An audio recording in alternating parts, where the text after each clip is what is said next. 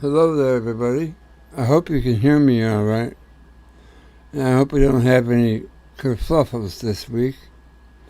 The first thing I'd like to do is I would like to thank, from the bottom of my heart, Marlena Belinska Jablonski, who came through with just a beautiful, very generous donation. And I don't get many, so thank you so much. You helped me more than I can tell you. There's going to be a slight shift in tonight's programming, only because on the Halton Arp intrinsic shift videos that are through Shockwave, I wanted to accompany them with a chat, and we didn't get a chance to do that. Recorded some this morning, but it didn't come through. So we're going to fall back on giants this week. And next week, we're going to go ahead and get into the intrinsic redshift. But tonight's show is going to be Patrick Chenard's take on ancient giants. And it's a pretty good read. I read it a while back before I got into the, radiation and all that. It's one of my last reads. So I hope you enjoy the show, and we'll be chatting later, okay? I'm gonna have to wait until I get on my why do I have no full screen here? No, this is just, okay, never mind. Alright, I gotta figure this out, because I could mess it up real quick. Okay, it should be good. Let me see. Yeah. Okay. Alright, enjoy the show. I'll be talking to you a little bit after this episode.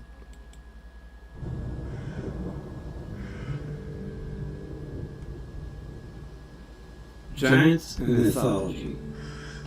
We must not remind them that giants walk the earth. Frank Miller, Batman, Dark Knight Returns, 1987.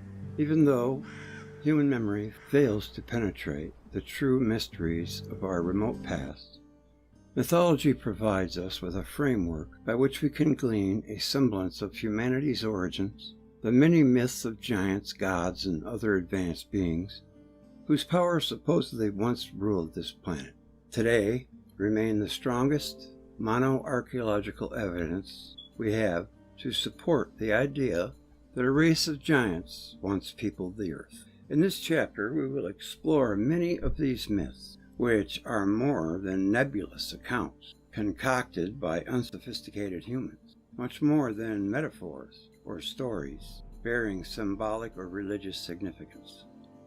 They are what survived out of our history prior to the great age of cataclysms, which destroyed the global civilization and changed humanity and this planet for the subsequent 8 millennia.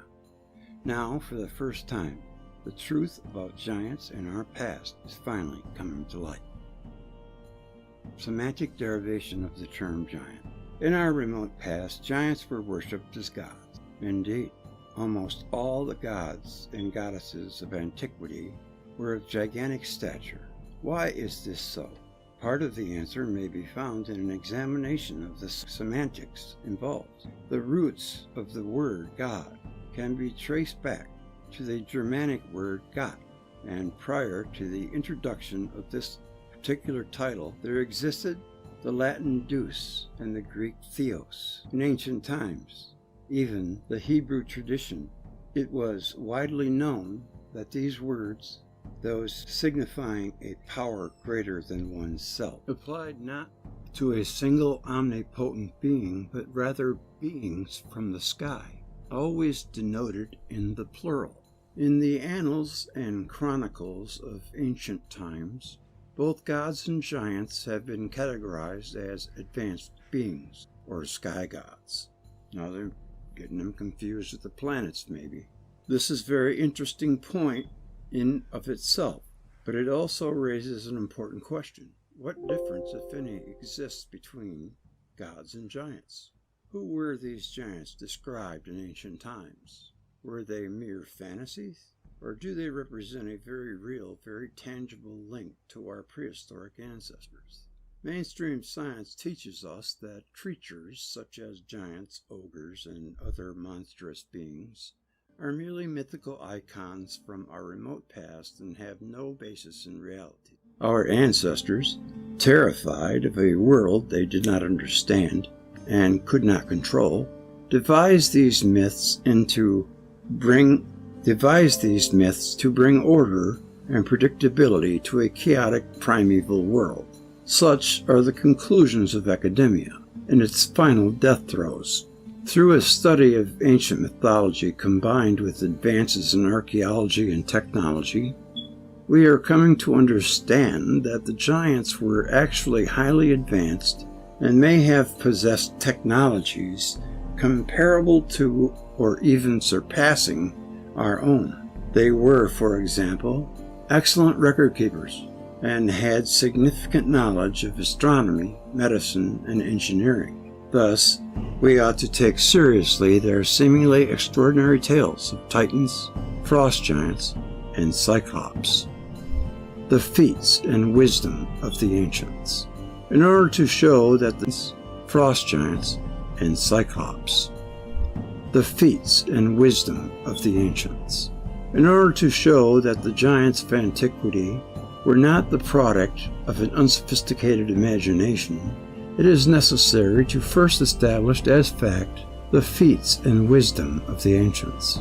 This inevitably leads into a discussion of their pre-modern technological achievements, some far more advanced than those of today. Once their sophistication has been demonstrated, we can more objectively address the issue of the existence of giants. What we have found is the civilizations of the ancient world, were far more advanced than many archaeologists are prepared to admit. A deceptively small device found in 1900 on the island of Antikythera, 25 miles northwest of Crete, lends credence to this assertion. Retrieved from the submerged wreckage of a Greek galley by fishermen and sponge divers. Boy, those guys are amazing. They hold their breath for up to 6 minutes. The device was actually a working computer, intricately devised, not by Apple or Dell, but by the Greeks during Hellenistic times, circa 323 to 146 BCE. David Childress, author of Technology of the Gods 2000, rightfully boasts of its discovery as being tantamount to finding a jet airplane in the tomb of King Tut. Hence, of other technological feats from antiquity have survived into the 21st century as well. For example, texts and detailed drawings of flying crafts called Vimana in the Sanskrit writings of India give us at least some indication that the remote past, someone or something flew the skies above Earth. Let's assume for the moment that the ancient traditions of the gods imparting knowledge and wisdom to early human race were not mere fantasy, but based on eyewitness accounts of actual events. This, then, would not be a misinterpreted record of an ancient alien visitation, but direct account of an earlier race of giants passing on what it had learned from the gods to humans in a form of succession, passing the torch to another generation of ancient Terrans, or earthborn beings. One of the many tribes of humanity that were passed the torch of civilization very early on from the primeval giants of old were the Chinese. Confucius records that in China, during the reign of the 5 monarchs from 2852 to 2206 BCE, flying carriages existed in that country. However, it is difficult to ascertain the full extent of the technological wonders the Chinese may have possessed because, prior to his death, circa 210 to 209 BC, Emperor Shenshi Hongti ordered the burning of hundreds of thousands of books, including all of those in the royal libraries. Childress, 2000. A few lucky tomes, however, escaped the wrath of the imperial torches. Well, that went on quite a few, more than once. Went on in the Middle Ages again, too. From them, a few accounts of advanced technology possessed by the ancient Chinese have survived to this very day.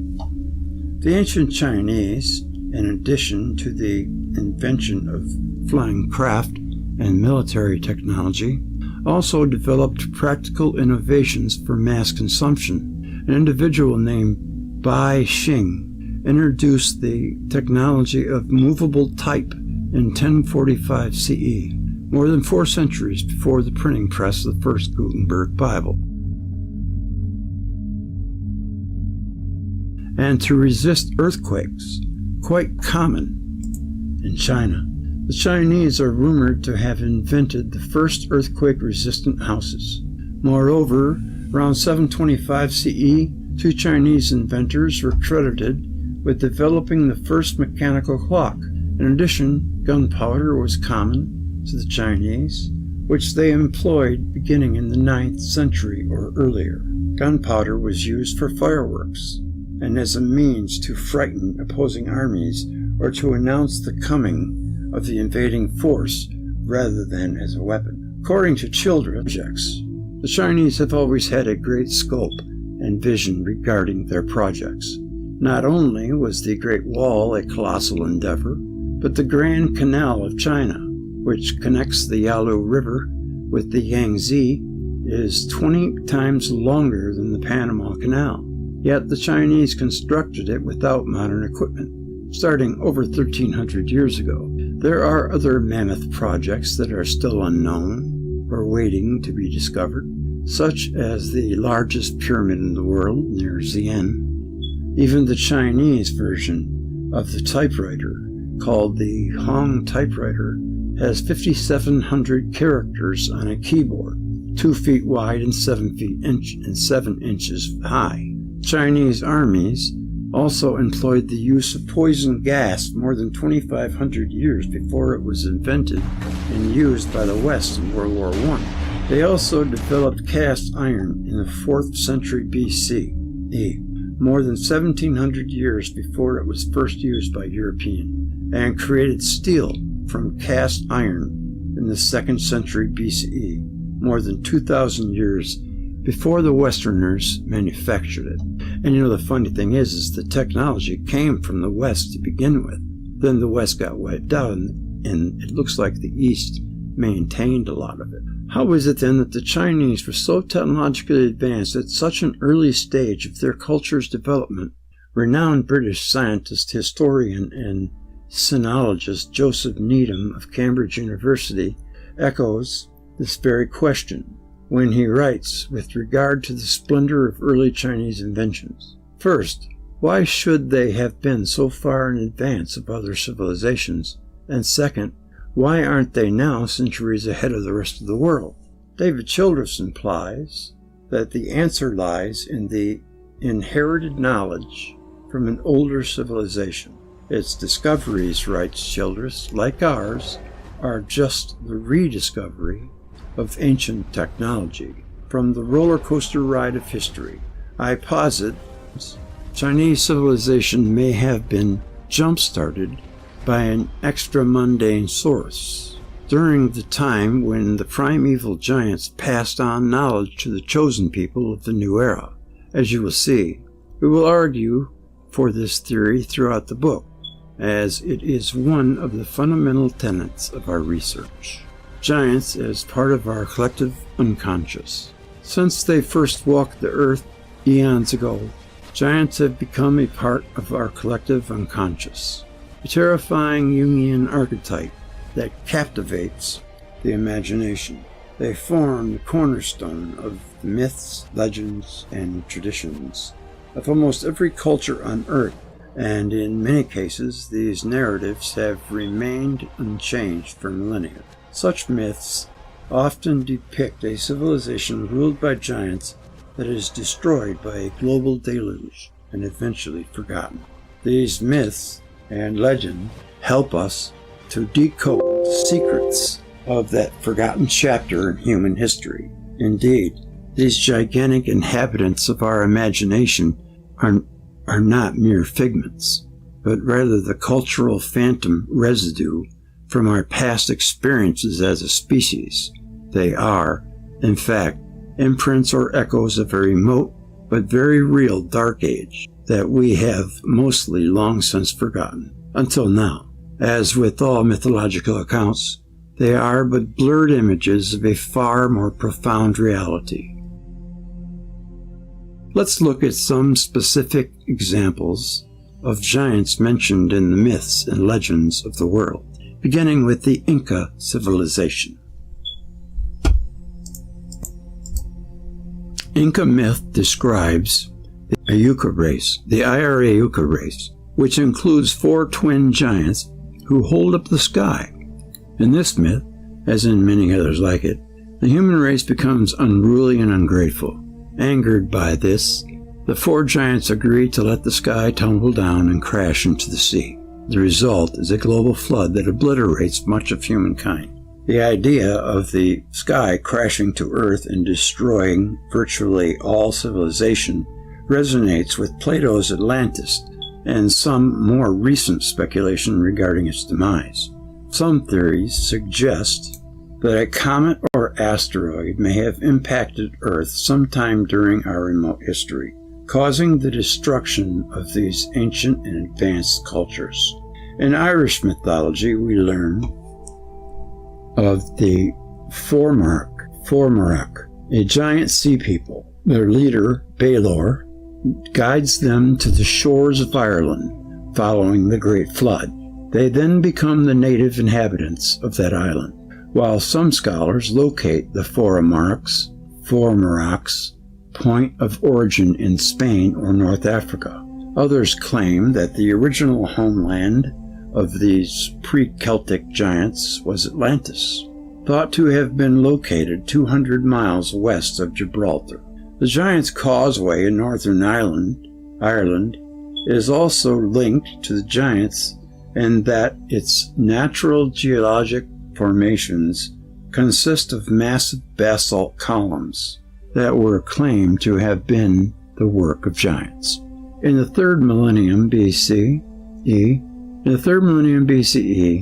the Hurrians were the dominant race of Anatolia. The Hittites, who conquered the Hurrians around 2000 BCE, absorbed many of their religious beliefs and mythological traditions, including the myth of Alalu, the first king of heaven, a giant god who thrived on a mountainous island situated in the Western Ocean. Well, you know what that is. That's the polar configuration. A giant god who thrived in the mountainous island situated in the Western Ocean, which was often referred to as the Sea of the Setting Sun. The Western Ocean was an earlier name for the Atlantic Ocean. Author and historian Frank Joseph believes that this tradition of giant gods and the island in the Atlantic is a Hurrian memory of the mountainous island of Atlantis. Alalu's son was the mighty Kumarbi, the mythic personification of the Atlantic Ocean, and the Hurrian equivalent of the Greek god Titan Kronos, Saturn. Kumarbi placed the world on his mountainous neck, and this, in addition to being the equivalent of Kronos, he also was the Anatolian equivalent of the Greek deity and Titan Atlas, the founder of the mighty Atlantean Empire. The Ki of New Guinea recalled a race of demigods or giants called the Nemo. They were said to be taller and stronger than the mortal race of today, but they were lords of the earth before the Great Flood.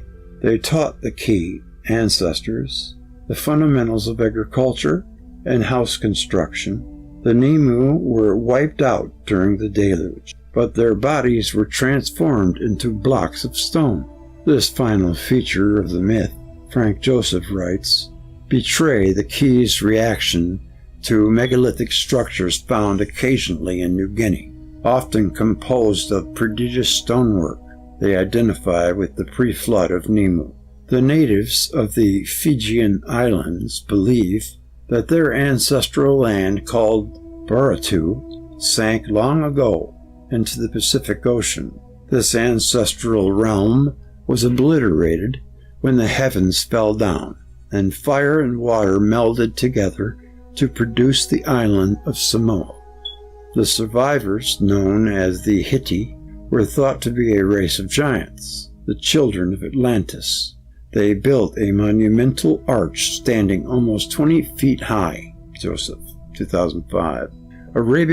Arabic myth describes a race of giants known as the Adites.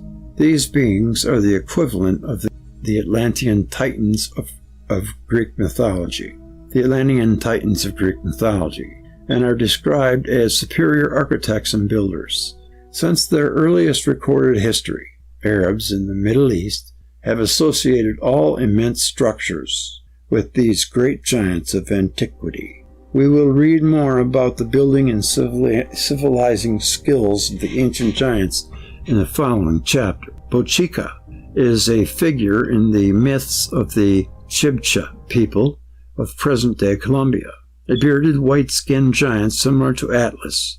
He supports the sky on his shoulders. When the people forsake his teachings, he eventually drops the sky, causing a series of floods and conflagrations that decimate the planet. This event also destroys the giant's own home, forcing his children to flee and seek shelter elsewhere. In the end, they settle along the coast of Colombia, eventually becoming the country's native Indian inhabitants. As you can see from this small sampling, a sheer number and variety of giant myths and legends is staggering. Indeed, they can be found in almost every culture on Earth. As stated above, many of these mythologies include beings closely related to the Titans, who supposedly once ruled Atlantis.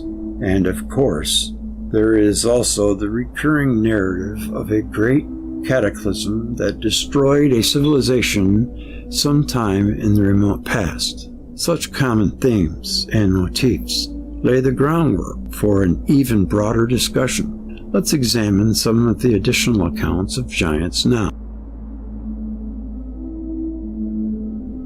Giants in India. In the spring of 2000, in a virtually uninhabited desert region of northern India, the American team of archaeologists uncovered the ancient skeletal remains of a human being of phenomenal size. An elite team of excavators from the American government made the discovery, with support from the Indian military, which holds jurisdiction over the area. Along with the gigantic bones, the team discovered tablets bearing ancient inscriptions. These tablets detailed the story from Indian mythology regarding the supreme god Brahma, who existed in the beginning and created the cosmos as we know it. This deity, according to the inscription, created creatures of gargantuan size. Remember the Silawak Hills? In the remote past, and commanded them to bring order to chaos. They soon became the rulers and guardians of humans, but they were consistently combating each other and engaging in profuse military engagements, along with fits of aggression and territoriality. Sounds like us today.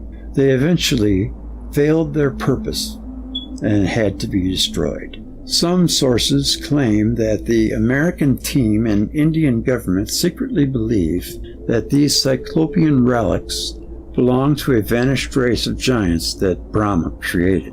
Following the initial excavation, the Indian government sealed off the area, allowing access only to Indian government officials and authorized representatives of the American government. In the Sanskrit writings of India, we learn of the Daityas or water giants. They are mentioned in the Vishnu Purana and the Mahabharata, two of the most ancient and highly revered Hindu sacred texts. The Daityas were the offspring of Vishnu. These water giants are the East Indian equivalent of Titans of Greek mythology, which include Atlas and other kings of Atlantis.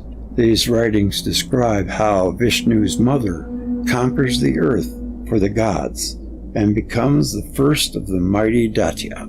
This ultimately makes her the upholder of the sky, what Frank Joseph describes as the moral order of the cosmos, therefore identifying her with the Greek titan Atlantis, who creates the island of Atlantis and holds the burden of the world on his shoulders.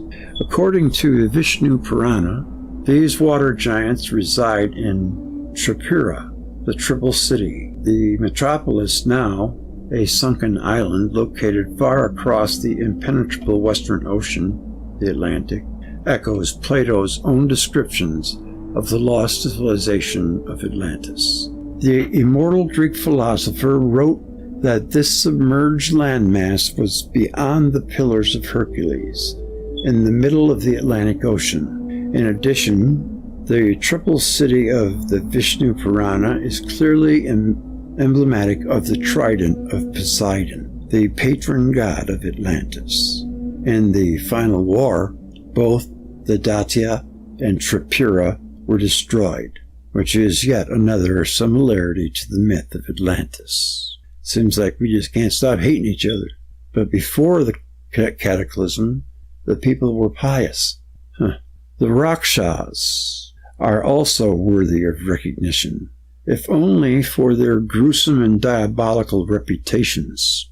Hindu belief maintains that the Rakshas were thoroughly wicked human beings in previous incarnations, and that their reincarnation as one of the most hideous giants was punishment for past sins. According to the Ramayana, these giants were born from Brahma's foot.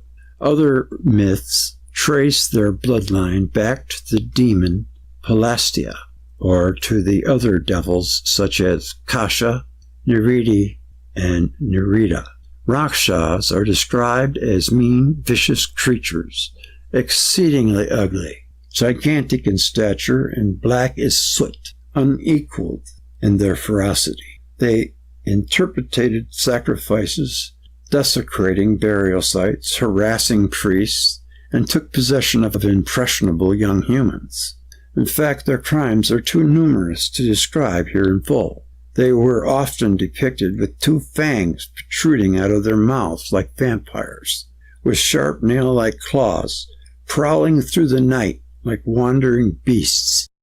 Due to their obvious connection to the mythology of vampires, Rakshas have been associated with the undead, further emphasizing their venomous beast-like persona. They were also portrayed as cannibals. Giants in the New World, from myth to history. In the earliest written accounts of almost every culture, we find descriptions of fierce, light-skinned people who were once the central force of a lost civilization. Science writer Terence Aim, in an email message to the author on January 22, 2011, describes the following series of events in addressing the presence of giants in ancient North America. He also discusses some of the encounters between European explorers and various gigantic Caucasian aborigines in Central and South America. According to Aim, the Paiute tribe of present-day Nevada tells of an ancient war they waged against a primordial race of white-skinned, red-haired giants. Why always war? The Paiute claim that they were as tall as 12 feet in height and called the imposing Caucasians the Sitika. Sitika literally means tool eaters. In the language of the Paiute Indians, tool is a fibrous plant that the giants used to construct assault rafts. According to a tribal lore, this very tall race was already living in North America when the ancestors of the Paiute arrived 15,000 years ago. The modern scientific dogmatism dismisses such reports as sheer fantasy, but there has to be more to it than just a case of overactive imagination. I'm beginning to think nothing is just made up of whole cloth. Everything has an amount of truth to it. And indeed, hundreds of excavations, including sites in Virginia, New York State, Michigan, Illinois, Tennessee, Arizona, and Nevada, support the Paiute account. Hard scientific evidence specifically buttressing the legend of a war with red-haired giant Caucasians first came to light in 1924 at Lovelock Cave in Nevada. We all know about that. According to the legend, during the pitch of battle, the Paiute pursued the giants into the cave, where they took sanctuary and continued to resist the tribe, ignoring their demands to exit the cave and face the tribe head-on. The enraged tribesmen covered the cave with brush, and then ignited it into flames. They must have had a lighter or something, or matches, hoping to burn their enemies out. A small number of stalwart giants ran from the cave entrance and were immediately pummeled by a barrage of arrows. Nice guys. Those who remained in the cave were overcome by intense fumes and perished. In 1911, skeletons and fossils were found in the area, dating to the time of the legend's origin. More than 10,000 artifacts were unearthed, including mummified remains of 2 red-haired giants. One of them was female, 6.5 feet tall. It's not a giant, that's a tall person. Giant's like 25 feet tall. And the other male, a towering 8 feet. Of course, they did get smaller as time went on. These relics proved once and for all that the Paiute myth of war against these race of white-skinned, red-haired giants was not a fantasy, but was a fact, stark reality. Evidence in the form of broken arrows that had been shot into the cave of a dark layer burned material confirms the description of the climactic battle scene that concludes the legend.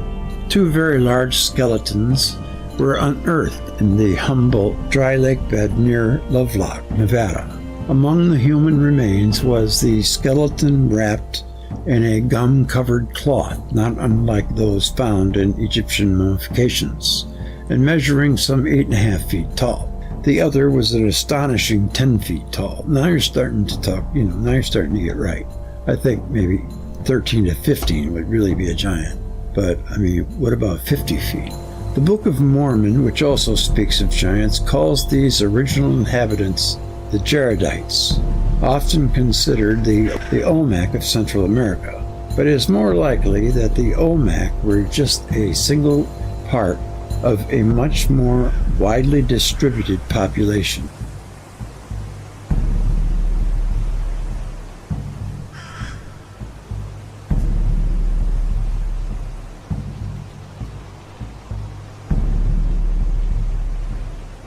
Alright, just bear with me a minute here while I serve up part 2.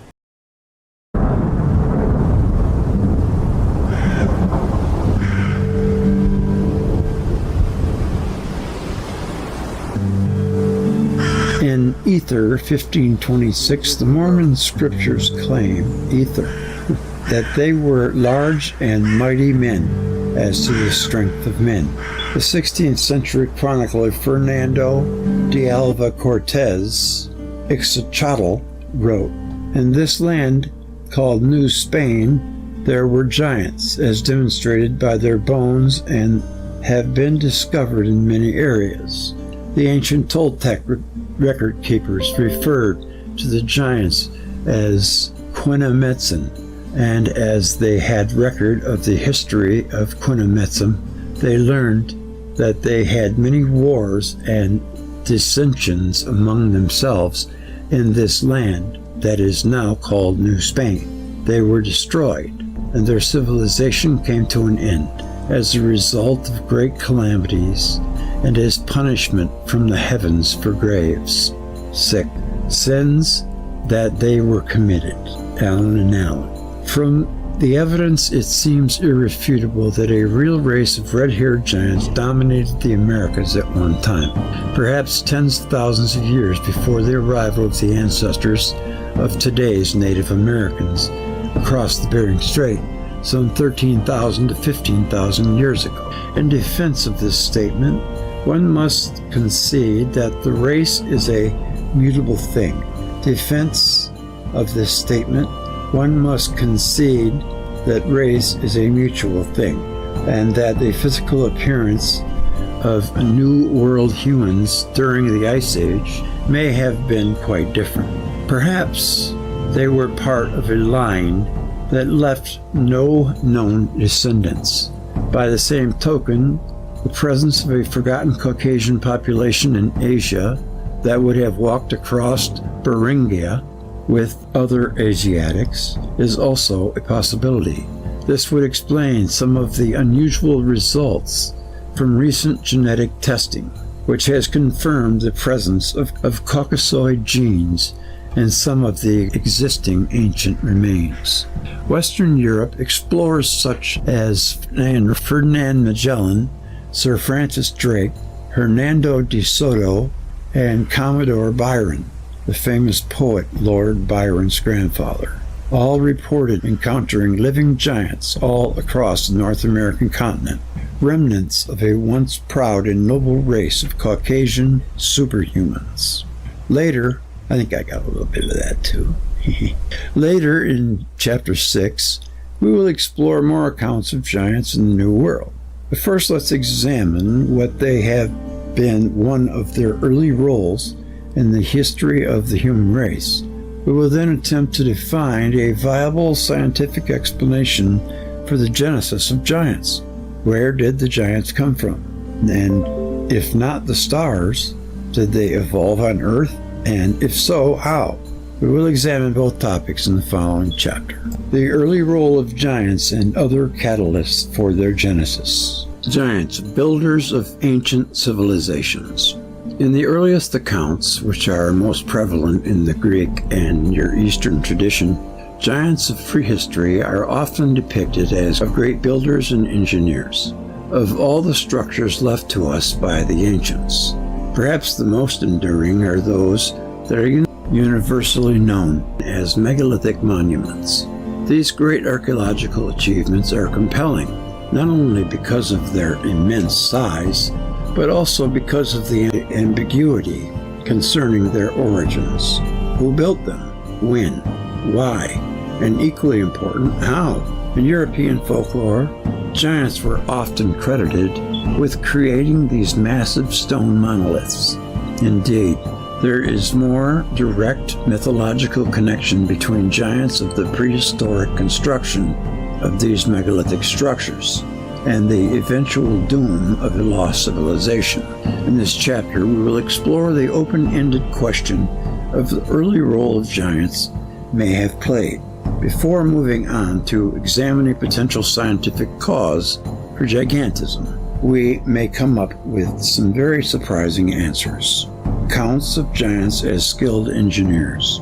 In the book of Numbers, Moses sent a pre-invasion reconnaissance into the Promised Land to gather intelligence about the Canaanite enemy. The scouts reached as far as Hebron, where they found, much to their surprise and horror, that the descendants of Anak were still inhabiting the region. Pioneering biblical archaeologist G. Ernest Wright addresses this issue of giants in ancient Canaan in his 1938 article, Troglodytes and Giants in Palestine. In it, he writes, Pausanias, a 2nd century CE Greek geographer, tells us that the great walls of Mycene, Tiryns, and Argos were constructed by giant cyclops. Hebrews, viewing some of the cities of Canaan, which we now know have possessed walls as thick as 18 feet, and often built of Cyclopean masonry, might well have thought in terms of giants just as did the Greeks. Biblical expert Ronald S. Hindell corroborates this view in the March-April 2009 edition Biblical Archaeology Review, in which he writes that when the Israelites were confronted with the vast cyclopean walls of the old ruined Canaanite cities, they inevitably concluded that the indigenous population of Canaan did in fact consist primarily of giants. This conclusion, says Hindell, is born out of many biblical texts. When the spies returned to their equally horrified commander and prophet, Moses, they reported, "The people who live in the land are powerful, and their fortified cities are very large. And indeed, we saw giants there. All the people that we saw in it are men of great height. We seemed in our own eyes like grasshoppers, and so we seemed in their eyes." For the most, that should be Velikovsky, or the original text. They got someone named Hindell credited here for that. I've read that before. For the most part, in its naturally easier place to ancient reports in a modern context, and assume that the original writers simply were confused and didn't know what they were talking about. That seems unlikely. However, because these cultures were highly sophisticated, although they were not as advanced as the culture of Atlantis, they were probably more or less on a par with our own culture today.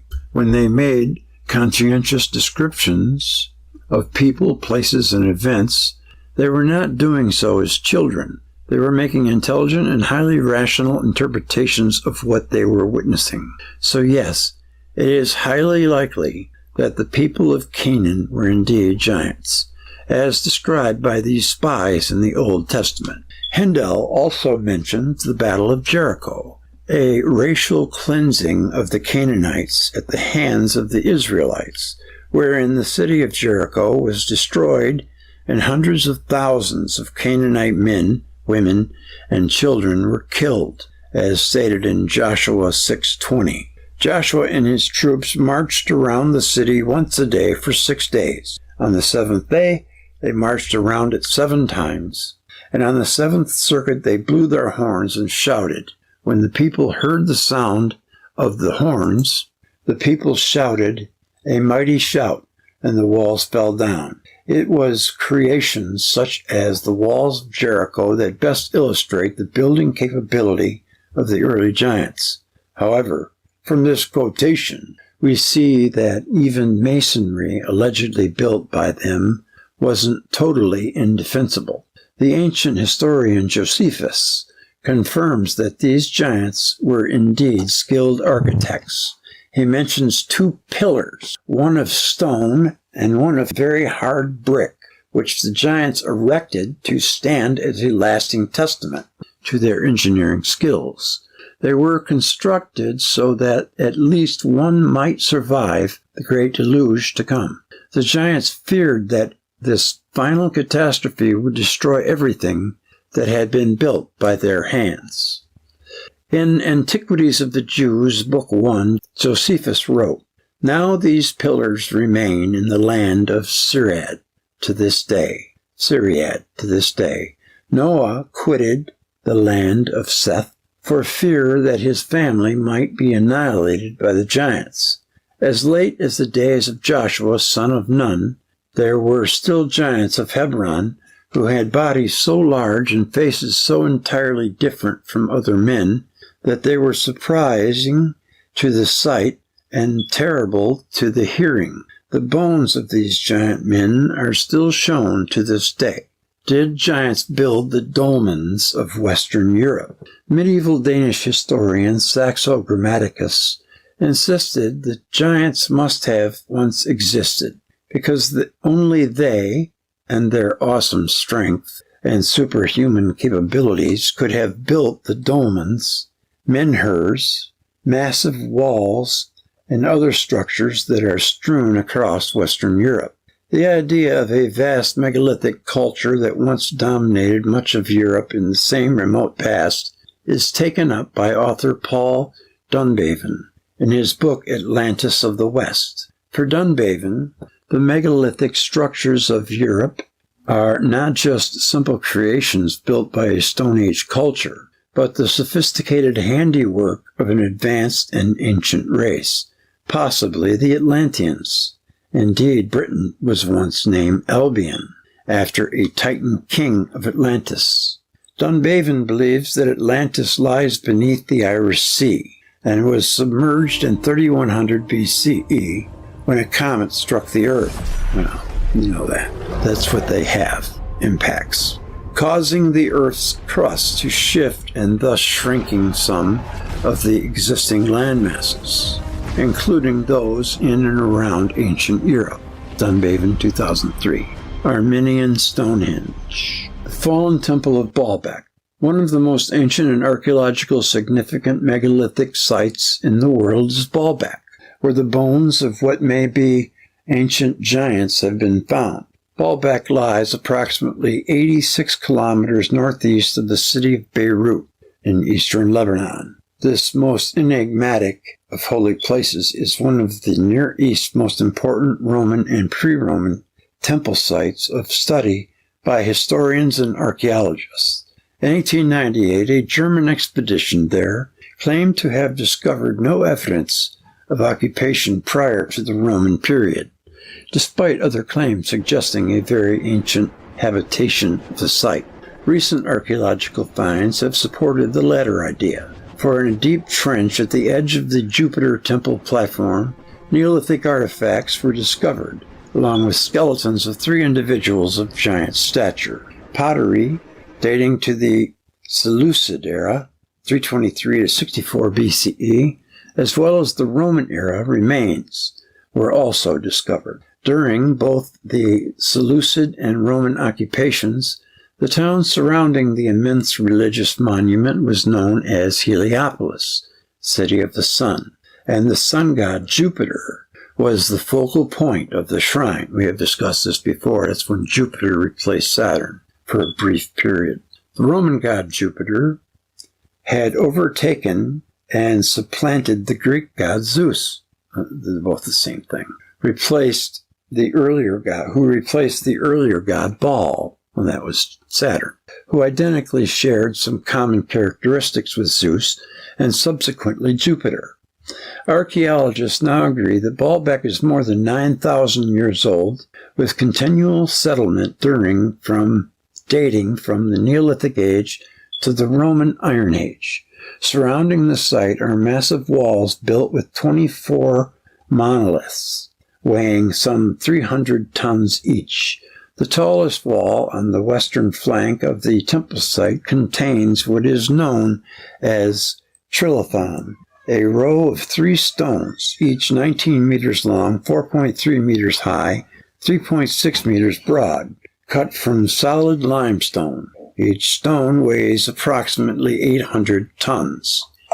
Even with today's technology, moving them into place would be a tremendous archaeological accomplishment indeed. According to David Hatcher Childress, large numbers of pilgrims came from Mesopotamia as well as the Nile Valley to the temple of Baal el-Astarte. The site is mentioned in the Bible in the Book of Kings. There is a vast underground network of passages beneath the Acropolis. Their function is unknown, but they were possibly used to shelter pilgrims, probably at a later period. How then was Baalbek constructed?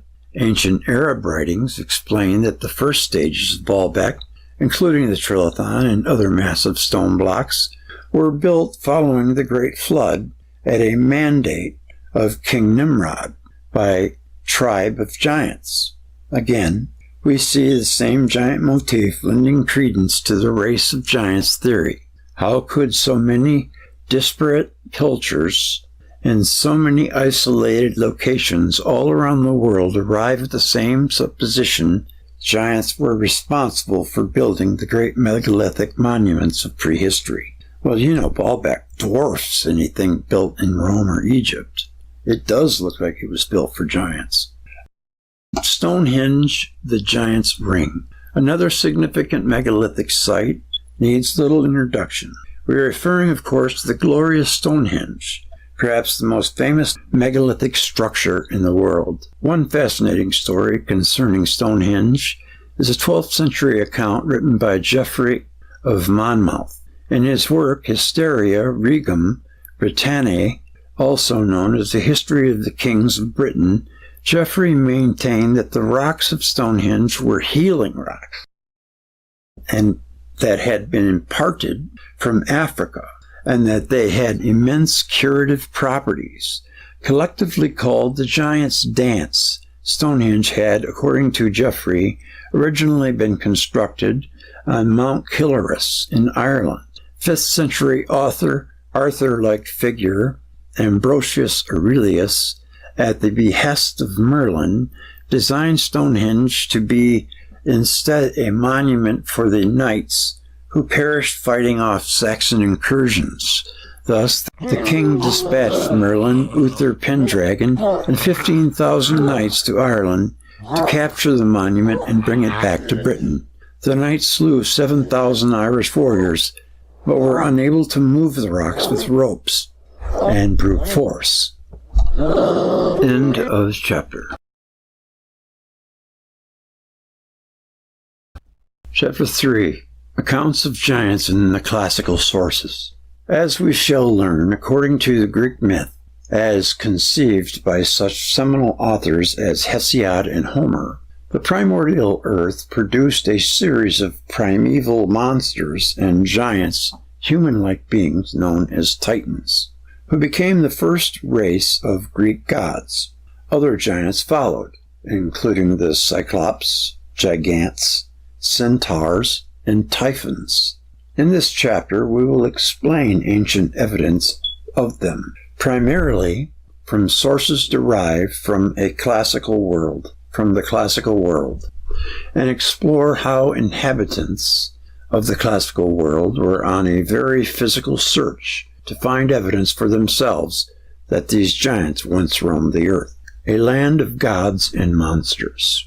The ancient Greek writers called their country a land of gods and monsters, referring to the often pernicious Greek deities and their hundreds of various giants, monsters, demigods, and other creatures that inhabited it.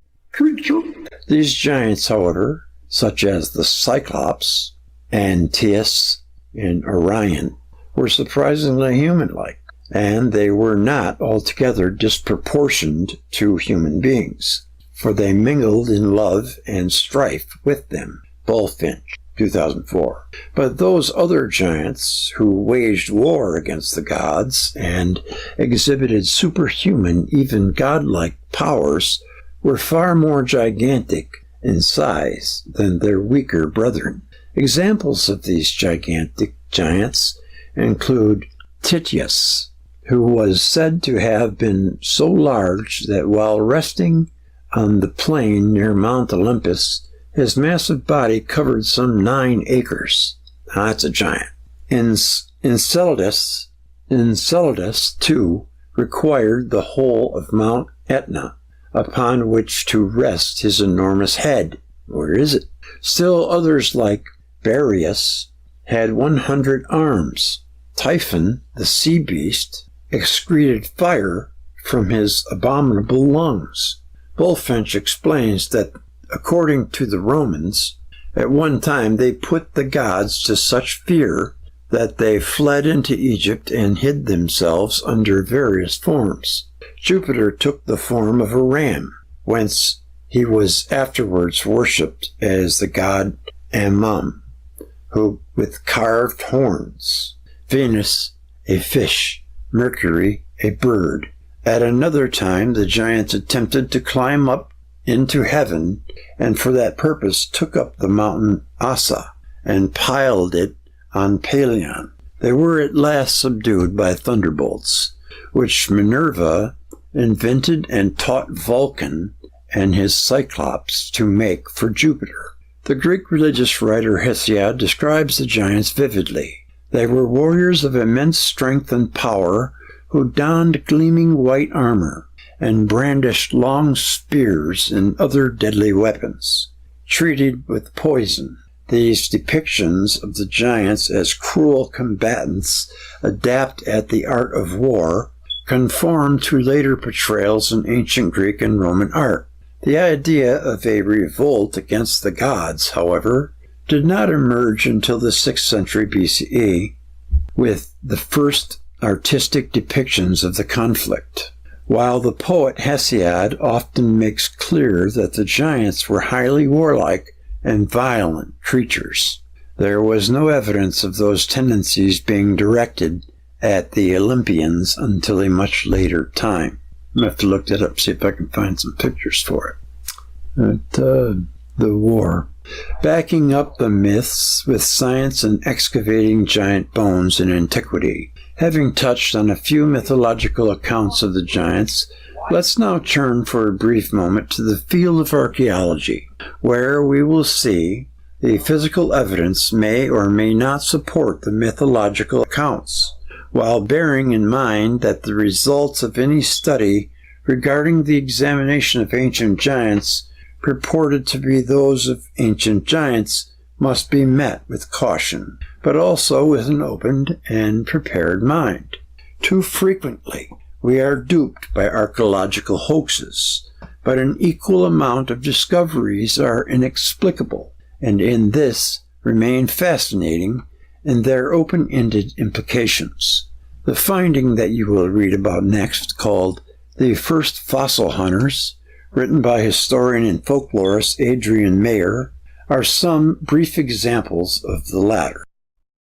Skeptics claim that what the ancients really found were bones of long-extinct mammals and dinosaurs, such as the mammoth or triceratops. Wherever the truth may lie, for mainstream scholars the choice is simple. Either ancient peoples mistook prehistoric remains of dinosaurs or extinct mammals to be those of the giants and heroes described in their ancient myths, such as the Nephilim, as described in the Bible, or the Greeks' very own Titans and Cyclops, or they downright imagined that they were the remains of giants because they wanted to believe this was so. In any event, the compelling nature of these unearthed bones caused a great bone rush amongst the people of the city-states of ancient Greece and later among the larger territories of the Roman Empire. They were already searching for relics to make money. We will have more to say on this bone rush a bit later in the chapter. But for now, let's look at more of the classical accounts that mention giants before we explore how the concept of giants fits within the cosmology of our classical forebears. The planets were closer. Homer's giants. The ancient Greeks possessed a mythology rich in symbolism about giants. In 400 BCE, the Greek poet Homer wrote, "On the earth there once were giants." To the ancient Greeks, Homer was much more than one of their most highly revered writers. In their view, his two principal works, the Iliad and Odyssey, were divinely inspired. Together they formed the Bible of the entire ancient Greek civilization. Well, the story of Iliad is the story of close encounters with Venus and Mars and the moon. And Jupiter was there too. With regard to giants in the Iliad, a scenario mentioned briefly by Homer in this work involves the twin giants Otis and Pylades, known collectively as the Elachidae. They were renowned for their strength and bravery. However, they were equally disdained for their audacity and recklessness. Otis and Pylades brought much chaos upon the gods. They tried to storm the home of the gods by piling 3 Greek mountains on top of one another: Olympus, Ossa, and Pelion. Ares, god of war, that's Mars, attempted to halt their advance, but instead the giants put Ares in chains and held him captive for 13 months. Hermes eventually rescued Ares, but it was the goddess Artemis, Venus, who finally brought about the twin giants. That's just my guess. Destruction. She metamorphosized into a deer and jumped in front of them. They raised their bows and took aim, each firing a shot, but ultimately they missed the deer and hit each other instead, whereupon both were killed. In the Odyssey, we are introduced to the mighty Cyclops, a fierce race of one-eyed giants. When Odysseus and his fellow Archaeans became trapped in a cave inhabited by one of the Cyclops named Polyphemus, who immediately began to devour one of the captives, the air became filled with heavy-laden stench as the god gulped down their limbs and torsos in outpourings of blood.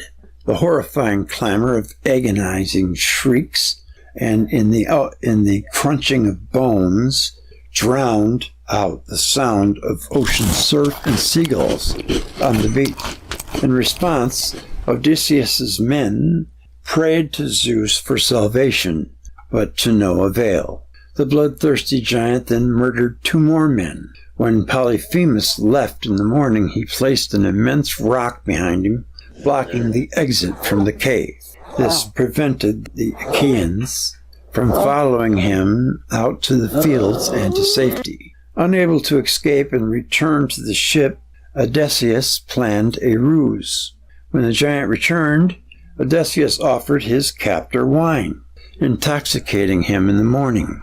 As the Cyclops slept, the men gouged out his single eye with a pole. Dirty bird.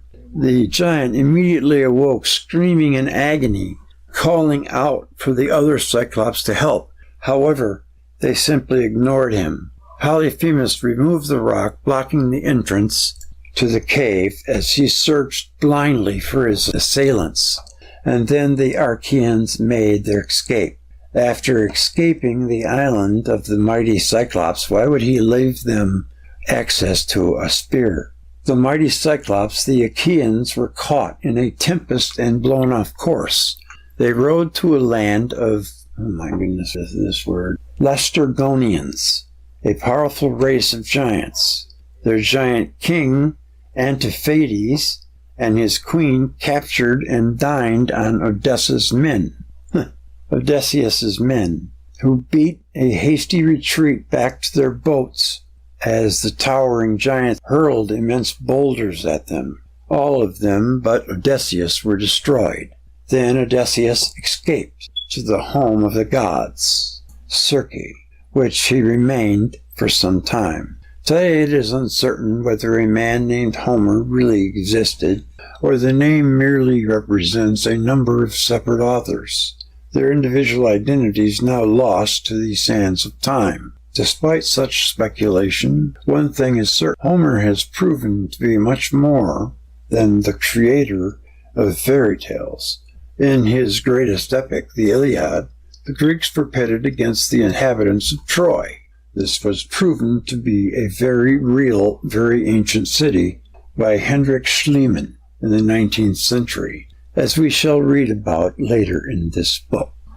The giant Orion, ancient brute or traveler to the stars.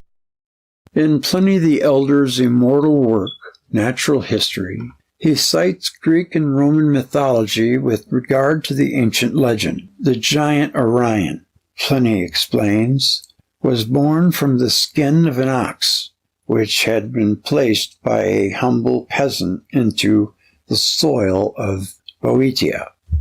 At the insistence of the Atlantean gods, Neptune, Mercury, and Jupiter, the Atlantean demigods relieved themselves upon the pile, thereby spawning the giant.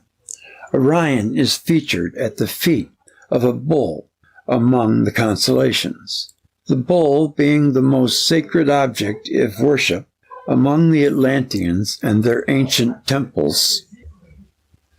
Orion is not a hideous ogre. However, he is described as very handsome, and he is also said to be a superb and mighty hunter.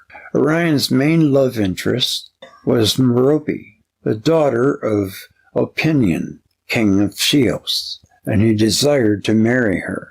He purged the island of all beasts and wild creatures, and the spoils of the hunt were given to her as presents in an attempt to win her over. Anapian, however, refused to grant permission for Orion to marry his daughter. Angered by this, Orion attempted to rape Merope. This infuriated her father. He made Orion drunk, then robbed him of his vision and guided him to the seashore and left him there. Wandering hero, now blind, followed the sound of a Cyclops' hammer until he finally arrived at Lemnos and came to the forge of Hephaestus, who, taking pity on him, entrusted him with one of his men, a guide named Kedlion, who took him to the abode of the sun. Orion placed Kedlion on his shoulder and proceeded east, where he met the sun god Helios, who restored his vision with a beam of solar rays. After this, Orion became the lover of a fellow hunter, Artemis. He was her favorite, and she often boasted that one day she would marry the handsome giant. Her brother, Apollo, was highly indignant about the affair. But it didn't deter Orion and his beloved Artemis. One day, as Artemis was out hunting with her bow and arrow, Orion submerged into the sea, with just the top of his head sticking out of the water. Apollo and Artemis happened upon the scene. Apollo knew what they saw in the water was the head of Orion, but Artemis did not. When Apollo suggested to Artemis that she try to hit the object with an arrow, she complied. She was then horrified to find the dead body of Orion washing up on the shore. Artemis placed him among the stars, where we can still see him today, appearing as a giant with a girdle, sword, lion skin, and club. He is followed by his dog, Sirius, and before him fly the Pleiades, who were nymph companions of Artemis. The shoulder blade of Pelops. This fascinating story involves the Greeks during the siege of Troy, circa 1200 BCE. According to the author, the classical scholar Adrian Mayer, the battle between the ancient Greeks and the inhabitants of Troy continued unabated for more than a decade. 10 long years of bloodshed and misery, no end in sight. At this point, the battle-weary Greeks took a Trojan seer prisoner and forced him to reveal ancient secrets. The Greeks would never taste victory unless they located the shoulder blade of the great hero Pelops and brought it to Troy as a talisman. The Greeks then dispatched a vessel to Olympia to find and bring back Pelops's gigantic shoulder blade to the battlefront. Mayer takes reference to Pausanias, a Greek traveler and geographer of the 2nd century CE, or AD, who lived in the times of Emperors Hadrian, Antoninus, Pius, and Marcus Aurelius. Mayer says that according to the Pausanias, some bones of heroic size were discovered by the Greeks who were searching for the shoulder blade of Pelops, and they assumed that they were his. These Cyclopean relics believed to possess potent magic and were supernatural powers, were found housed in a bronze chest and stored within the temple of Artemis at Olympia. Mayer points out the first fossil hunters that, according to Pausanias, as a youth Pelops had been chopped up and served to the gods as a blood sacrifice. But once the gods realized on whom they dined, they restored the young Pelops to life. His shoulder bone, however, had already been eaten, so they gave the young hero a new shoulder blade made of ivory. But it was this new shoulder blade that was housed with the rest of Pelops's bones in the temple of Artemis. Pausanias claims that the ivory shoulder bone was actually shipped to Troy during the prolonged war, and Mayer corroborates that account. According to her, It was bundled in straw for its journey by mule from the Olympia to Selene on the coast. There it was loaded onto a boat bound for Troy, either lashed to the deck with ropes or placed below the ballast. After a long sea voyage of nearly a week, Pelops' shoulder bone arrived at Troy. I never heard this story before. What about the horse?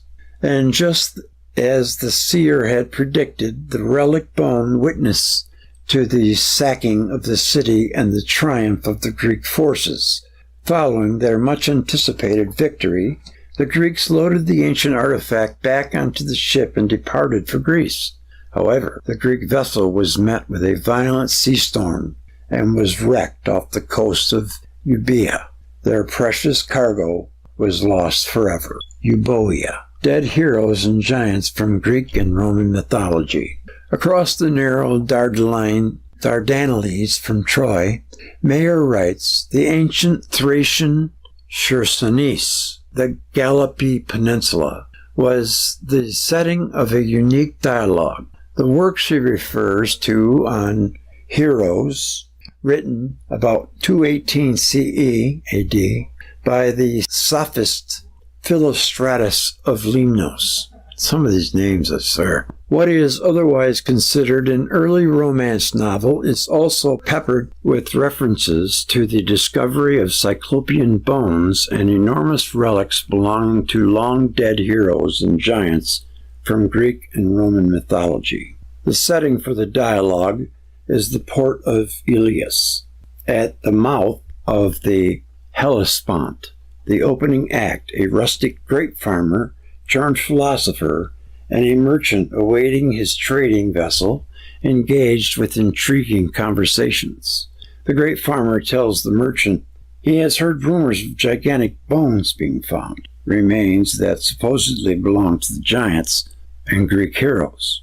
He also claims to be well versed in the stories of men who had become the Greeks' heroes during the Trojan War, such as Achilles and Ajax. The merchant then inquires about whether there is any empirical proof to support the belief in heroes who average some 10.5 cubits in height, 4.5 meters. That's quite tall. The farmer replies by listing some of the main heroes of Greek mythology whose bones had been supposedly found during the prior centuries, including Orestes' 7-cubit skeleton seized by the Spartans from Tegea, Plato's account of a huge skeleton found by a shepherd in the aftermath of a massive earthquake in Lydia, and the unearthing of a giant Erides at the banks of the Orontes. The farmer's own grandfather, Mayer explains, had told him how Roman Emperor Hadrian came to pay homage to Ajax's relics after the skeleton, with memorably big kneecaps, was washed out by the sea just across the strait. Hibion embraced and kissed the bones and laid them out, apparently in a configuration of a man, about 15 feet tall. Then the emperor built a fine tomb for Ajax's bones in Troy. Have you personally seen any hero's bones? Asked the merchant. The farmer responded, less than 50 years ago, I myself sailed across the Strait of Sigeum to view the last skeleton that eroded out of a rocky cave on the Cape. Signium, near Rhodium, was a Greek hero Achilles' traditional burying place. The upper body of the skeleton was concealed in a cave, but the rest of the bones extended some 10 meters onto the cape. And that is where we will stop. That's about concept of giant impact, Greek thinking, the theory of evolution, and the concept of extinction in the ancient world. Reading the subchapters. The bone rush, the quest for the hero's remains. Did ancient archaeologists know what they were finding? Orestes and his sacred remains, gigantomachy, and giant fossil discoveries. Giants could also be monsters. And Hercules in the body of Antaeus. Those are some of the subchapters. A world of snow monsters and frost giants. That would probably be a good. Clash of the Gods. I'll read a little of this, and then we'll be done. Clash of the Gods, the Norse deities and the giants. From a realm of cold and darkness came the frost giants, threatening to plunge the mortal world into a new ice age. But humanity could not face this threat alone. By ice giants, they mean Neptune and Uranus. Our armies drove the frost giants back to the heart of their own world. The cost was great. In the end, their king fell, and the source of their power was taken from them. With the last great war ended, we withdrew from the other worlds and returned home to the realm eternal, Asgard. And here we remain as the beacon of hope, shining out across the stars. And though we have fallen into man's myths and legends, it was Asgard, as its warriors, that brought peace to the universe. Odin, the All-Father Thor. It says Odin, the All-Father Thor, 2011 film. A world of snow monsters and frost giants. The early beliefs of Northern Europe encompass a rich and sinister mythological tradition that includes not only giants, but an entire host of magical and mystical creatures.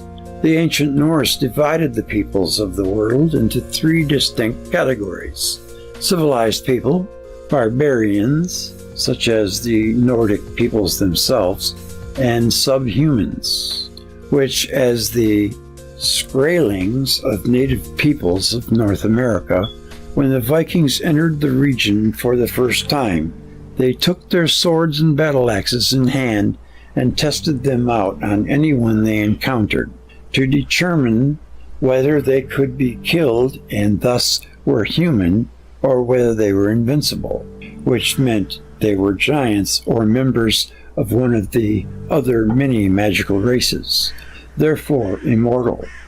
Examples of the magical races include orcs, trolls, elves, half-gods, and of course, giants.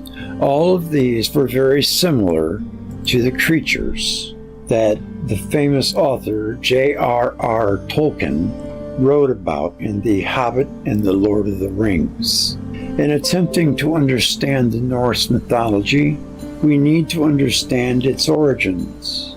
According to the 19th and early 20th century writer Donald Mackenzie, Celtic and Teutonic Norse mythology demonstrate a definite commonality.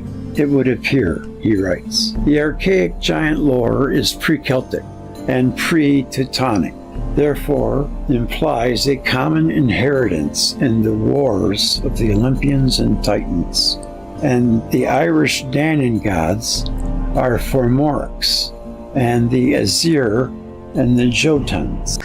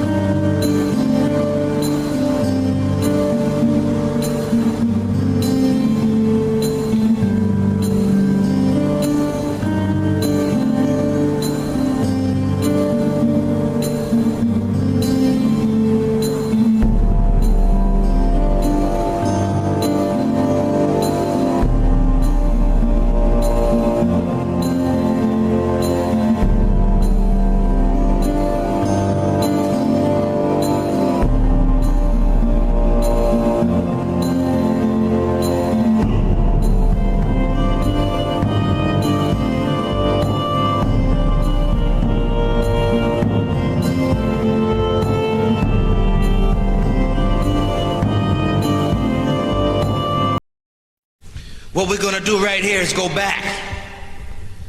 Way back. Back into time. Cavemen. Cave women. Neanderthal. Evolutionary detective Danny Vandermeene reassessment of Neanderthal behavioral ecology has produced striking new insights into what Neanderthals really looked like. Anthropomorphism, our propensity to see Neanderthals much like ourselves, has blurred Western thinking on all Neanderthals. Anthropomorphism has been a ubiquitous feature of human culture since the Stone Age and has influenced the way scientists have interpreted the archaeological evidence. The problem with forensic reconstructions, Vandermeene says, that factual reconstructions work extremely well for humans, but that's because we know the shape, texture, and thickness of our facial soft tissues. Forensic reconstructions are fine for humans, but when human features, textures, and dimensions are used to recreate Neanderthal faces, they're bound to be wrong. After all, you'd never use human facial dimensions and textures to recreate the faces of chimps, gorillas, or any other non-human primate. Vandermeene reasons that chimps and other primates provide a better analog for reconstructing Neanderthal facial characteristic, and that's what we're going to talk about tonight with our buddy Ted Holden. And without further ado, let's get to that conversation right now. I hope you enjoy. Ted's upset. He's got an extra guy. He's got a beef. So we're gonna hear it right now. Neanderthal.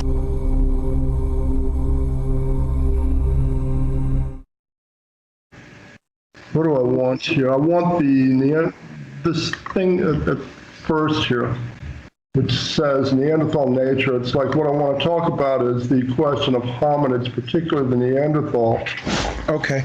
They actually are, right? Because there's so much garbage out there on YouTube and on other places on the internet. Okay? Yeah. And the Neanderthal for the last 60 or 80 years has been presented as a kind of a poster child for kumbaya, pseudo-religion, for yucks, right? Like, oh yeah, we're all just sort of alike, right? And, this is a picture from the late 1800s, right? Yeah. The nature of the Neanderthal, late 19th century scholars understood what they were seeing, right? I mean, they'd started seeing Neanderthal bones and remains like in the 1830s or 40s, I guess.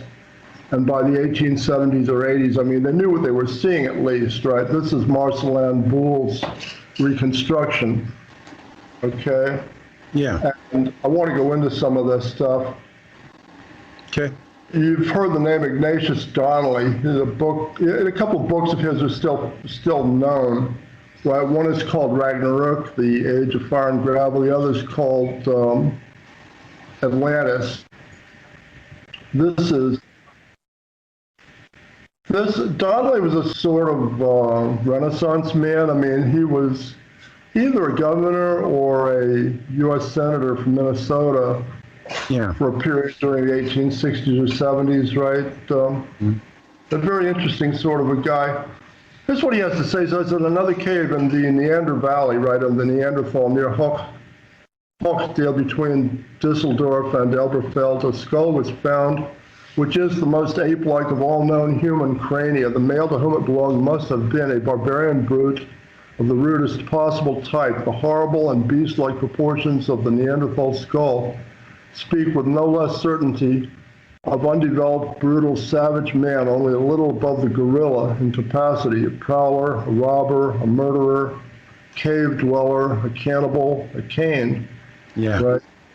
So it's a safe bet that Ignatius Donnelly would not have allowed his daughter to marry such a person. That seems obvious enough to me. So these guys knew what they were seeing, right? I mean, what we've been seeing, like in magazines and in journals for the last 60 or 70 years has been concocted since that time, right? It's basically garbage. Early write-ups of the ongoing study of Neanderthal DNA, so that they began to understand DNA in the 1960s, right? Describe that DNA as roughly halfway between ours and that of a chimpanzee. Some more recent articles describe Neanderthal DNA as closer to that of a chimpanzee than to ours. Here you've got an article in New Scientist, right? Roxanne Kamsey said the first comparison of human and Neanderthal DNA shows that the two lineages diverged around 400,000 years ago. I mean, that's obviously out to lunch, right? But the rest of the sentence makes sense, and that Neanderthals may have had more DNA in common with chimps than with modern humans. Why do you suppose it is they don't want us to know that? That's a good question. I don't have a good answer to that one, Greg. Is it really just all about we're all just alike anyway? Is that really what it's about? One world government, right? Yeah. Whatever you want to call it. This is not a reconstruction. They have real footprints from real Neanderthals. This is from a cave, like I believe in Croatia. Yeah. I mean, this is not like an ape's footprint, but it's certainly not human. Yeah. You can see this, right? Yeah. That's substantially different from anything that you would call a human footprint. There's no way in the world. I mean, you can't just wait until the next time it rains, go find some mud, and try to make a footprint like that. I mean, it won't work. Right. They have a complete DNA picture of the Neanderthal genome now. It's like, they almost have like enough information to just start, try to find a way to create one of them or something. It would be a stupid thing to do. In the decades of the 20th century, the Neanderthal became a kind of a poster child for kumbaya pseudo-religion. As New Zealand scholar Danny van der Meenen notes, popular images show him as a slightly different human. This is the kind of picture that you see. If you just get on Google and just type in Neanderthal, right, these are the kinds of pictures that'll turn up. Oh, yeah, I know. Yeah, and if you do Chromag, man, they give you some freaking freak. Okay. As van der Meenen notes, all such images are wide of the mark and do not match up with what we actually know about the Neanderthal. Here's a sort of a listing of what we know about Neanderthals, right? Yeah. Now, the Neanderthal DNA was roughly halfway between ours and that of a chimpanzee. Okay, that eliminates any possibility of humans being descended from Neanderthals via any process resembling evolution. Okay, and it also completely eliminates any possibility of humans being descended from hominids altogether. Okay, because the Neanderthal is the closest hominid to us. Okay, anything else is going to be further back. You see, and that basically says that what they're trying to do now is just stupid, right? In other words, the claim that you read anymore is that we and the humans and Neanderthals must be cousins, right? In other words, we must have had a common ancestor, a last common ancestor 500,000 years back, which they normally take to be Heidelbergensis, which is a type of Homo erectus. Yeah. Now, a Heidelbergensis would look about as scary to a Neanderthal as the Neanderthal looks to us. Right. So in other words, the problem is that too genetically remote to be ancestral to is a transitive relationship. In other words, for somebody to claim that, the Neanderthals are too genetically remote from us to be ancestral to us, right? Therefore, we must be descended from something further back, the Heidelbergensis. That's like claiming that, like, dogs and wolves are too genetically remote one from the other. For dogs, to be descended from wolves, or say foxes and wolves are too remote, for the one to be descended from the other. Therefore, foxes must be descended directly from fish, right? Yeah. That's kind of like what you're saying. That's just silly. The Neanderthal skull was a good match for an ape's profile, a very bad match for a human profile. That's the first thing that Danny van der Meenen noticed, right? You could just about shove a Neanderthal skull into an ape's profile and it fits. There are no Neanderthal needles. Cro-Magnon needles are common. That is, early human needles are common. Okay, as long as humans have been on the earth, they've had needles, right? They've always needed clothing. A creature with a 6-inch long Ice Age fur coat doesn't require needles. Yeah. Okay? Nobody's ever found the first Neanderthal needle. Makes sense to me. Footprints are more ape-like than human. Rib cages, conical, as are those of the primates to make room for all this gigantic upper body musculature, the musculature that you need to haul a 400-pound body up into a tree, right?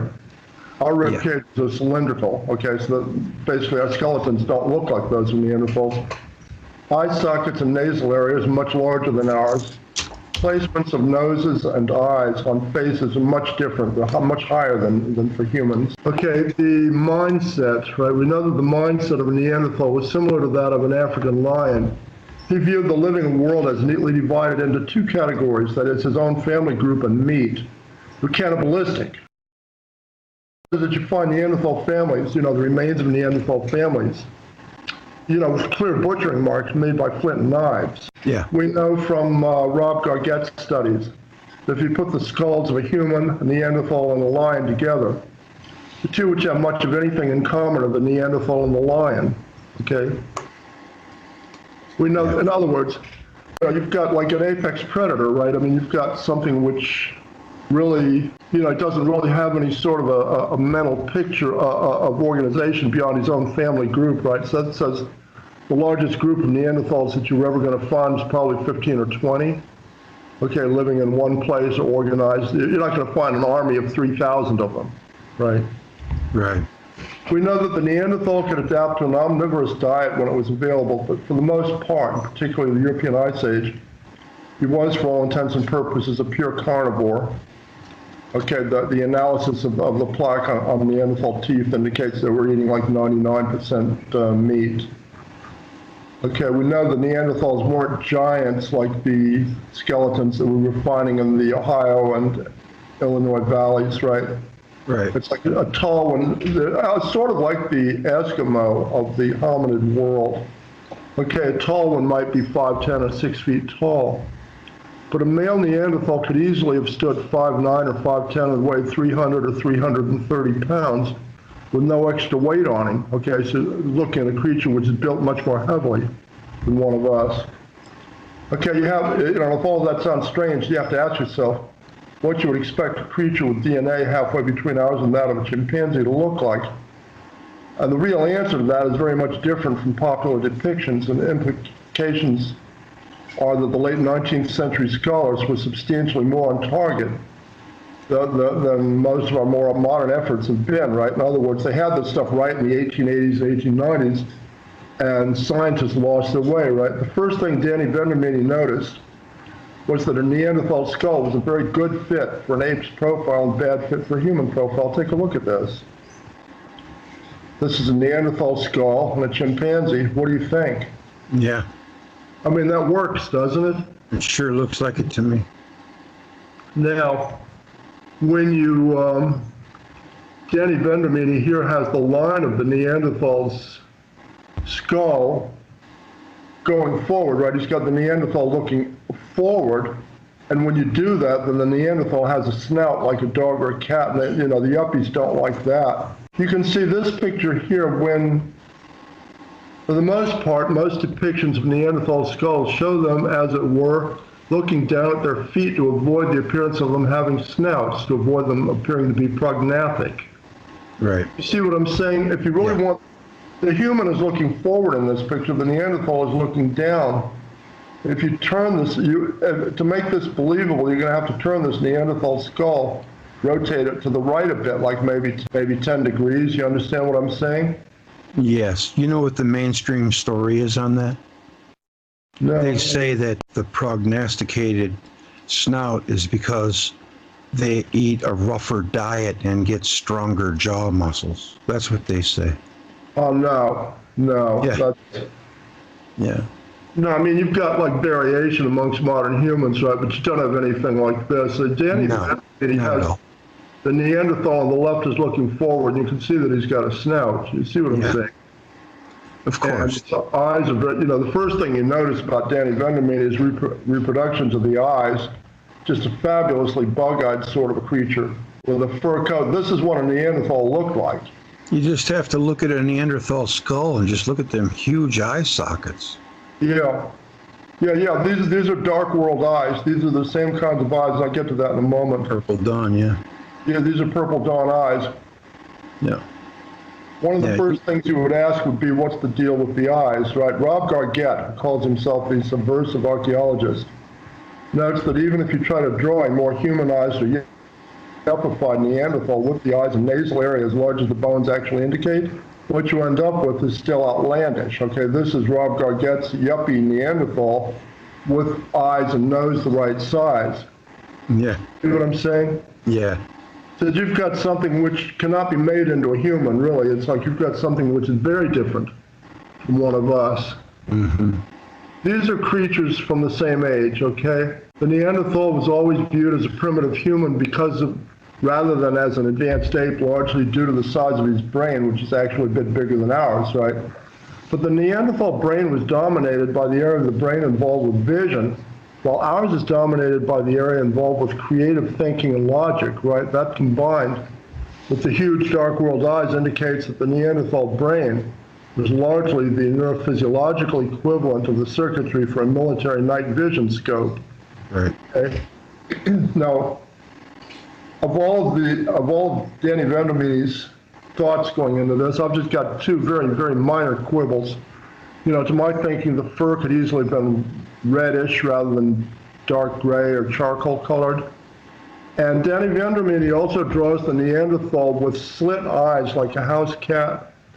Okay, because he assumes that the Neanderthal was diurnal and saw both daylight and darkness, right? I don't believe the Neanderthal ever saw anything that we would call daylight, okay? Yeah. It could easily be that the final extinction of the Neanderthal came after you had daylight on the Earth. They simply weren't able to deal with daylight. Here you've got like several of the leftover creatures, you know, lemurs, tarsiers, bush babies, right? And they don't have slit eyes. Do you see what I'm saying? Of course. They're cute little guys, right? Yeah, yeah. And owls. Right. Yeah, that's a cool name. Right. The question remains, what was the original purpose of those kinds of eyes? Nothing in our present world really corresponds to anything like that. In particular, you note the lemurs and tarsiers do not have the kinds of slit eyes which you would associate with diurnal creatures. Okay, so those are the two microscopic quibbles that I have with Danny Vandermeer's reconstructions. Okay, now there's another part of Danny Vandermeer's theory which I do not buy into, and that is this idea of claiming that predation by Neanderthals drove more gracile hominids into a fast process of evolution, like Gould and Eldridge were talking about, into Cro-Magnon man. So that to me does not make sense. So there's no run-up to Cro-Magnon culture, right? In other words, if that was believable, then you would have artwork and you'd have fancy tools amongst, you know, those more gracile hominids, and it just isn't there. Those, what they call school cops of hominids, are just other hominids. Okay, there's a vastly better solution to the problem of humans and you know, Neanderthals. So the answer to the riddle is, as they say, a long story. That is the riddle of the big eyes, right? And here I go into just a couple of paragraphs about Saturn theory and what that was about, right? All of the old pantheon religions were astral in nature, the name associations between pantheon gods and planets being primordial, and two of the planets, Jupiter and Saturn, were what we call dwarf stars.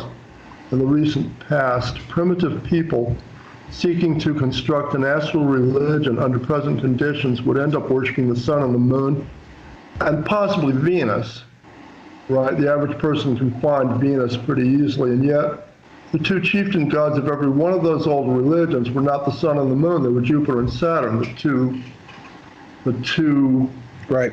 stars, not the sun and the moon, and particularly Saturn. In fact, articles appearing in the Journal of Assyriology in the early 1900s noted that pretty much all the names associated with the sun in the ancient Near East were names which had originally been associated with Saturn had afterwards been switched. Okay, vestiges of that ancient reality are still all around us. We still call our Sabbath Saturn's Day.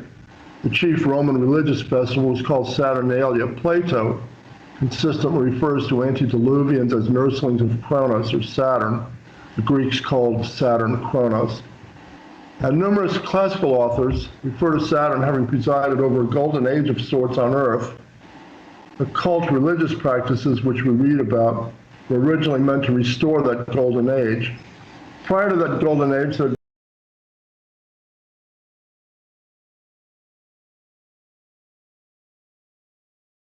I promised I'd stop when I wanted to talk. But I forgot what I was going to say.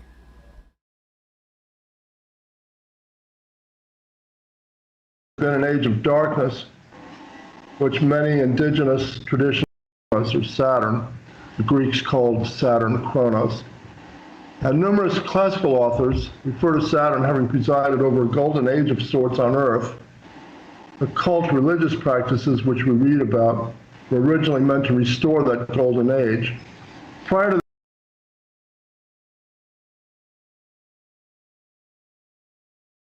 I got it back. That's why there are certain Jewish religious factions that wear a cube on their forehead at the Wailing Wall. That cube can only signify one thing: the North Pole of Saturn. So there had to be some deep rabbinical knowledge going on there. That's where Velikovsky, I think, found the well to draw from first. It's just my opinion. that golden age, there had been an age of darkness, which many indigenous traditions refer to as a purple dawn or a dream time. The golden age was likely within the last 10,000 years. The purple dawn was the primordial condition of the planet, going back as far as the planet goes back. Rocky bodies like Earth and Mars, aligned with a brown dwarf star such as Saturn was until recently, would generally reside inside the plasma heliosphere of the dwarf star. Troy McLaughlin describes the state of affairs like in this book of his, which is called Saturn Death Cult, and on the internet that's saturndeathcult.com, and you can find this. You know, the timeless age and a purple haze. It describes the purple dawn. This is a picture of Troy McLaughlin's, okay, of Neanderthals in the purple dawn age as we would see them, right? Now, I like this next picture. Troy doesn't care so much for it, but I'm going to go with my own judgment here. I think these two pictures should be shown together. The one is the way we would see this picture. This is what the purple dawn with Neanderthals walking around would look like to us, the upper picture. This picture is probably very close to what a Neanderthal would see, or what a human with a night vision scope would see. Okay? Yeah. You see what I'm saying? Oh, yeah. So that's what you're dealing with. Now, I've got a couple of other little short documents here, which I wanted to take a look at. Humans versus hominids, Sure. major differences. Okay. The Neanderthal and presumably other related hominid groups were land predators, well adapted to the conditions on this planet some tens of thousands of years ago. The thick fur coats were adapted to ice age conditions, and the huge eyes were adaptations to the perpetual twilight of the purple dawn age, which scholars like Radu Cardano and Troy McLaughlin describe. SaturnDeathCult.com, okay? The Neanderthal was not diurnal, would have had difficulty dealing with direct sunlight, so simply never saw anything that we would call daylight. Okay, humans are totally different from all of that, and are basically aquatic mammals. This is the difference, right? Elaine Morgan listed 100 or so, the author of The Aquatic Ape, right? Or, you know, she has 2 or 3 other books which describe that. She's the chief author of the idea of an aquatic ape theory. And she lists 100 traits or characteristics which we share with the aquatic mammals. There are a few which stand out, okay? Voluntary control of breathing, which is an adaptation for swimming and diving. We take that for granted, but monkeys and apes don't have it. It's the only reason they can't teach chimps and gorillas to speak English. They can be taught to communicate using deaf signs perfectly well. Face-to-face sex, right? Marine mammals do that, land animals generally don't, and humans do that. Okay, shoulders adapted for swim strokes, and this is big, right? The motion to swim is the same motion as to throw something like a javelin, or to use a ladle. And this was a huge edge which humans had over the Neanderthal, believe it or not. Humans have that, primates and hominids never did. That's why the Neanderthals were limited to thrusting spears while the early humans had ladles, and the ladle was a fearful weapon. And javelins, okay? Yes, ranged weapon. Especially the ladle. Now, if you've ever seen a hard serve in tennis, somebody like, Andy Roddick or Roscoe Tanner, hits a hard serve, right? It's like most of the power is coming from his wrist, right? In other words, he's trading 4 inches of wrist motion for 4 feet of racket head motion. He's sending a tennis ball across the net at 140 miles an hour. Okay, now if instead of a racket and a tennis ball, you've got this hooked stick, which is basically an atlatl, and then a 6-foot-long thin spear, which is indented in the rear. The hook for the atlatl fits into the indent in the spear. Then you're doing the exact same thing. You're trading 4 inches of wrist motion for 4 feet of motion of that atlatl tip, right? But you're not sending a tennis ball. You're sending a 6-foot-long spear out at 100 miles an hour. And you don't want to be standing in front of that. I mean, that may actually have even been a more powerful weapon than a bow and arrow, right? Not as accurate as a bow, right, but it's more powerful. So that's why Neanderthals were limited to thrusting spears while early humans had atlatls and javelins because of these kinds of shoulders that we have, from being aquatic mammals, right? The lack of a decent sense of smell. This is the thing which the last item here, which I consider to be crucial. All land prey animals have vastly better senses of smell than humans do. If they didn't, they'd go extinct very quickly, right? In other words, if you were to give deer our sense of smell, the deer would be extinct within a month. It'd just be an effortlessly free meal, to every predator that ever laid eyes on them. Elaine Morgan lists something like 100 such aquatic traits. Her theory can be viewed in 2 ways. Viewed as a new version of evolutionism, it's just another flavor of BS, right? I mean, however, viewed as a theory of human adaptation, it's the best theory that has ever come down the road.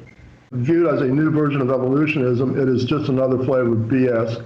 Viewed as a theory of human adaptation, it's the best theory that's ever come down the road. But it's never gotten any traction in academia, and there's 2 reasons for that. There's no fossil evidence of any sort of an aquatic ape ever having lived on our planet, and there's never been a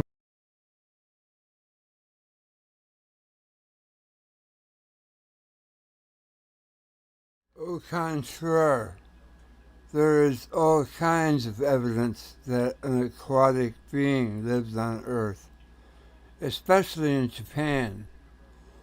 And I don't know if you've seen any of the videos like from the Impossible channel.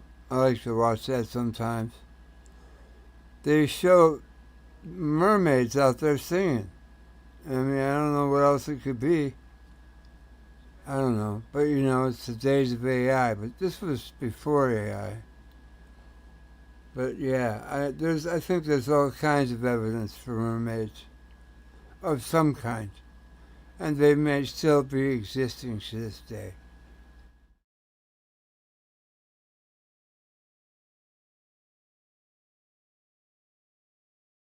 Body of water on this planet which would be safe for humans to live in. Now, you've only got to spend, this is what I tell people, you've only got to spend 10 minutes in the ancient sea monster section of the Smithsonian Museum to comprehend why humans have never lived in water on Earth, right? It just needs a different world to happen on. Does that make sense? Absolutely. I was going to say, just give me a second here. You drove it home for me when you said that we share 50% of our DNA with a banana.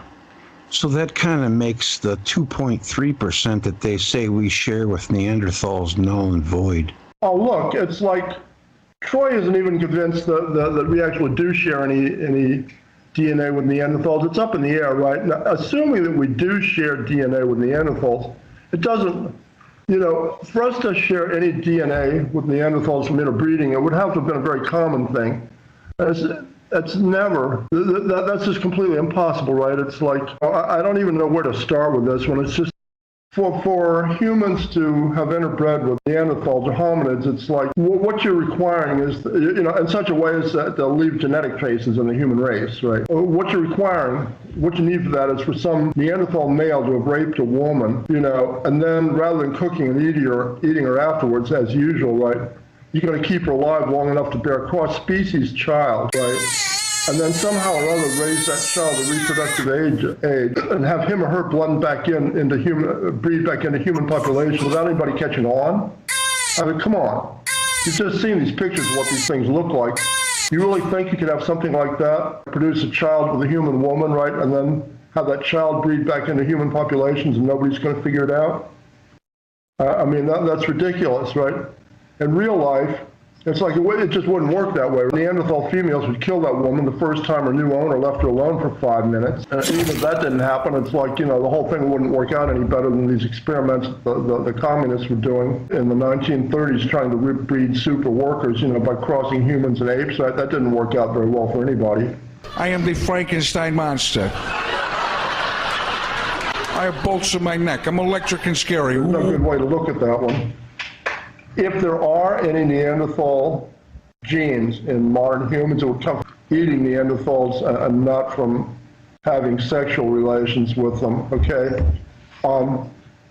Now, the first experience modern humans ever had with Neanderthals was watching friends and family members get killed and eaten by them. So that eating a Neanderthal, which had just been killed in a battle of some sort, would just be sending the Neanderthals a message in their own language, okay? Do not bring that fire near me. And war party traipsing around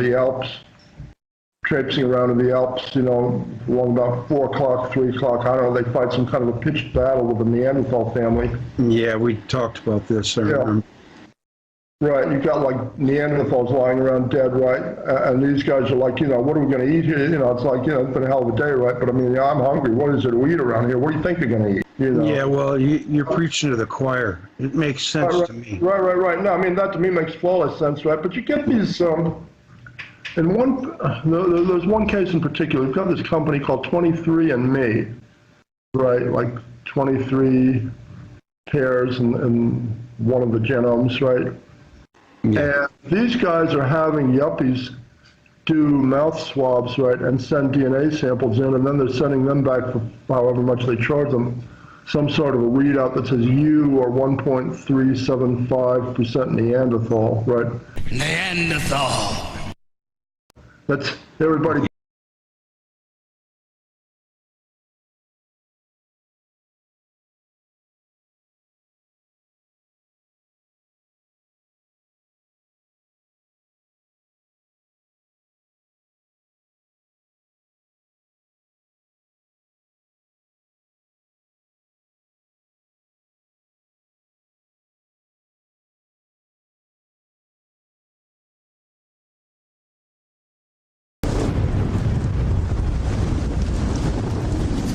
Hyperborea.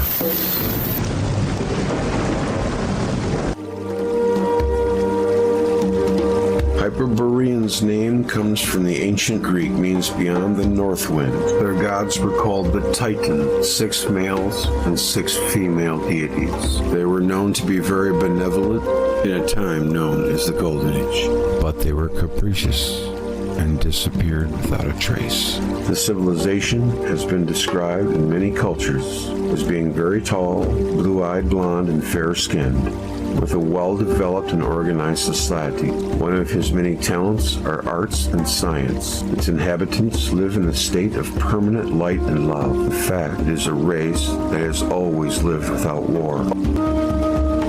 This concept of work is unparalleled. Their highest crime was an emotional betrayal. Their genetic knows no age or disease. They are highly psychic beings. Another part of Greek history connects the Hyperboreans with the founding of several major religious shrines in ancient Greece. It is also said in these writings that the planet would be connected by tunnels throughout the interior of our planet. Different cultures around the world agree in their ancient writings that mankind originated in Hyperborea.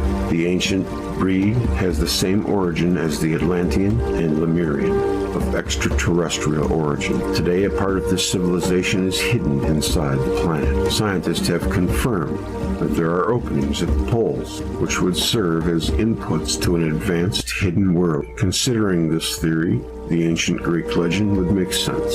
Some researchers claim that the Hyperboreans lived for a time with other breeds like Atlanteans and Lemurians. and its most intense relationship with the Atlanteans, whose allies exchanged part of their science and astronomy. Hyperborea is not a legend. There remains, first, remember that this region, as well as the two continents lost, have not ceased to exist since there are its buildings in the deep ocean, as has been recently demonstrated. They speculate that at some point in the history of mankind, these continents may re-emerge to the surface. Moreover, not all Hyperboreans disappeared in the Great Catastrophe. A part of their society was safe, forewarned of the impending destruction of their civilization. This happened before the two continents, Lemuria and Atlantis, and the region of Hyperboreans were swallowed by the waters by a shift in the Earth's axis.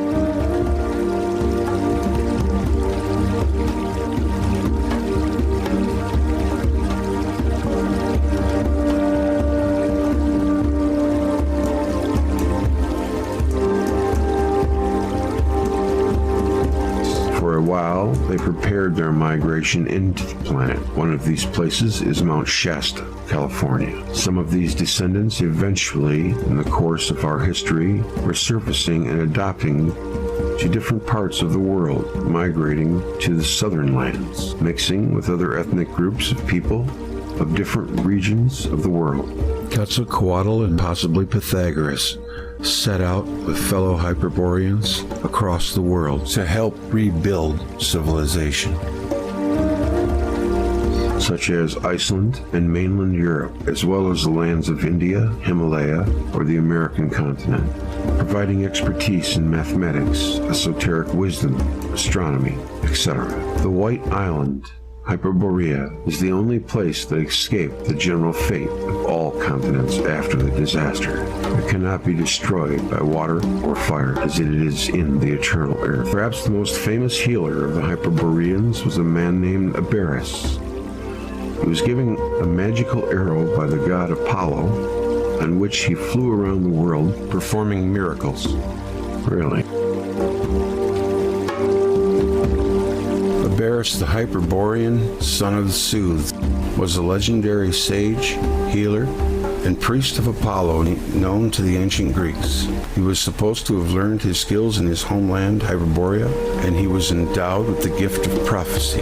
By this, as well as by his Scythian dress of simplicity and honesty, he created a great sensation in Greece and was held in high esteem. Can't find any new information on the arrow. They're all phrased the same, from the same stock writer. Frustrating. This is the race that humans would aspire to be at their best. Abaris aligned souls to their divine nature, and through geometric spears and music, he performed what he called soul adjustments. Abaris practiced medicine on the soul as well as on the body by means of incantations. Sound creates matter, cold frequencies, which are constructed in an ice grid for planet sustainability. This was well known. Hyperboreans knew the process of planet Earth evolution and ascension to new frequency. Their technology was designed to make harmonic ascension of the planet and life. Hyperboreans had conscious about our animal soul, the vehicle or body of desires and passions, and the astral form of humankind after death. This enigmatic paradise was guarded by powerful races of demigods called Hyperboreans. This land was supposed to be perfect, the sun shining 24 hours a day. It is possible that Hyperborea had no real physical location at all, for according to classical Greek poet Pindar, neither by ship nor on foot would you find the marvelous road to the assembly of the Hyperboreans. In Saturn theory, the celestial north was the abode of the gods. This road to the assembly of the Hyperboreans, Pindar also described the otherworldly perfection of the Hyperboreans. Never the muse is absent from their ways. Lyres clash and flutes cry, and everywhere maiden choruses whirling. Neither disease nor bitter old age is mixed in with their sacred blood. Far from the labor of battle they live. The earliest extant source that mentions Hyperborea in detail, Herodotus' Histories. Book 4, chapters 32 and 36 dates from circa 450 BC. However, Herodotus recorded 3 earlier sources that supposedly mention the Hyperboreans, including Hesiod and Homer, the later purportedly having written of Hyperborea in his lost work Epigoni, if that be really a work of his. Herodotus also wrote of Scythians, who are estimated to have lived in the Kazakh steppe. Beyond these live the one-eyed Armispians. We know them as the Cyclops. I'm going to have to do a show on Cyclops. Further on, the gold-guarding griffin. You weak-minded fool!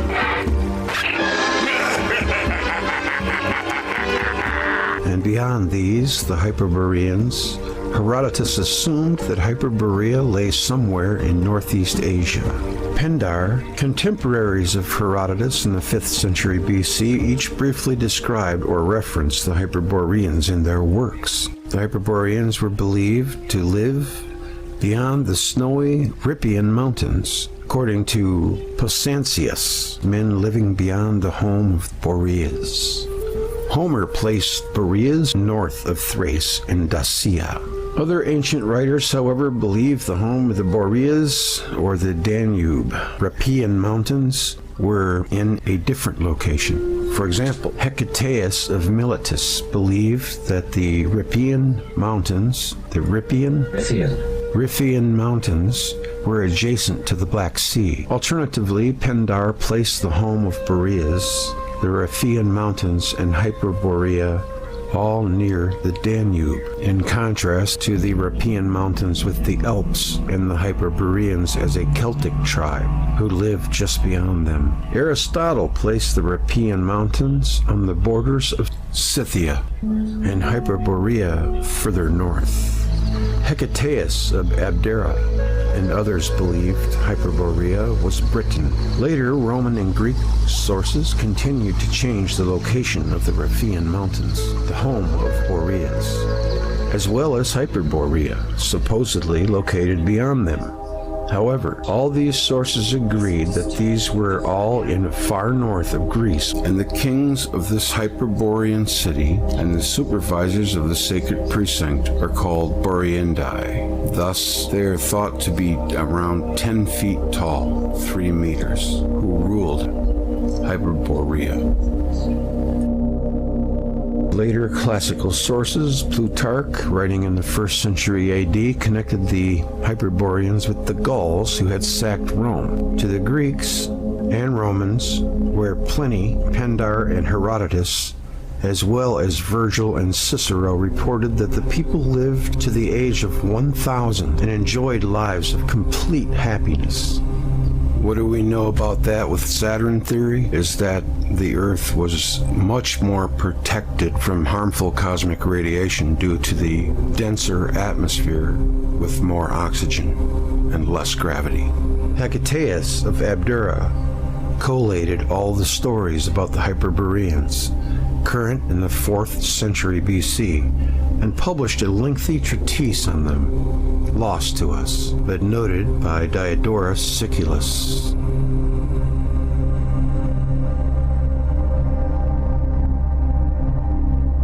Also, the sun was supposed to rise and set only once a year in Hyperborea, which would place it above or upon the Arctic Circle, more generally the Arctic Pole. The ancient Greek writer Theopompus, in his work Philippica, claimed Hyperborea was once planned to be conquered by a large race of soldiers from another island. Some have claimed this was Atlantis. The plan, though, was abandoned because the soldiers from Merophis realized the Hyperboreans were too strong for them and the most blessed of people. This unusual tale, which some believe was satire or comedy, was preserved by Alien.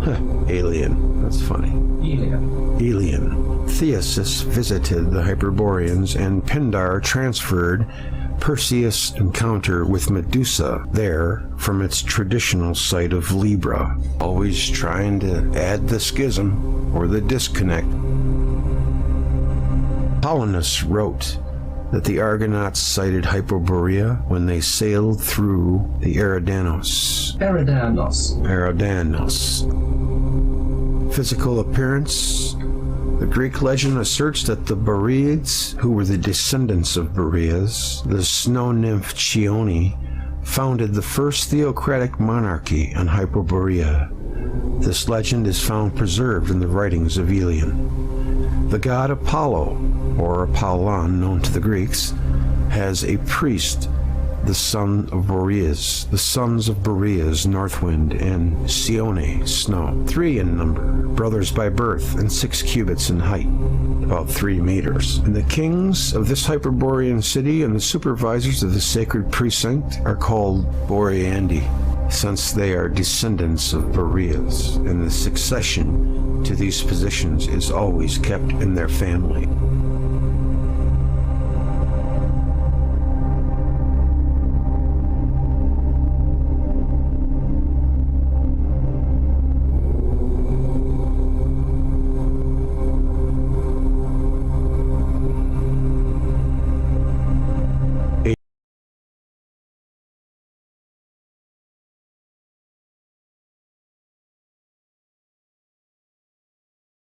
I was trying to assess basically what humans are. Look back a little bit.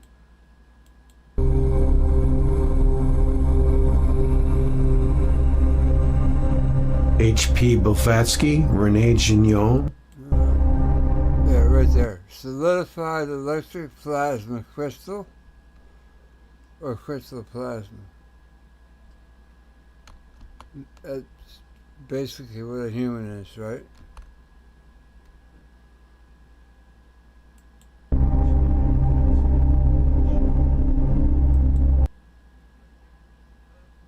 All right, come on. What's going on? What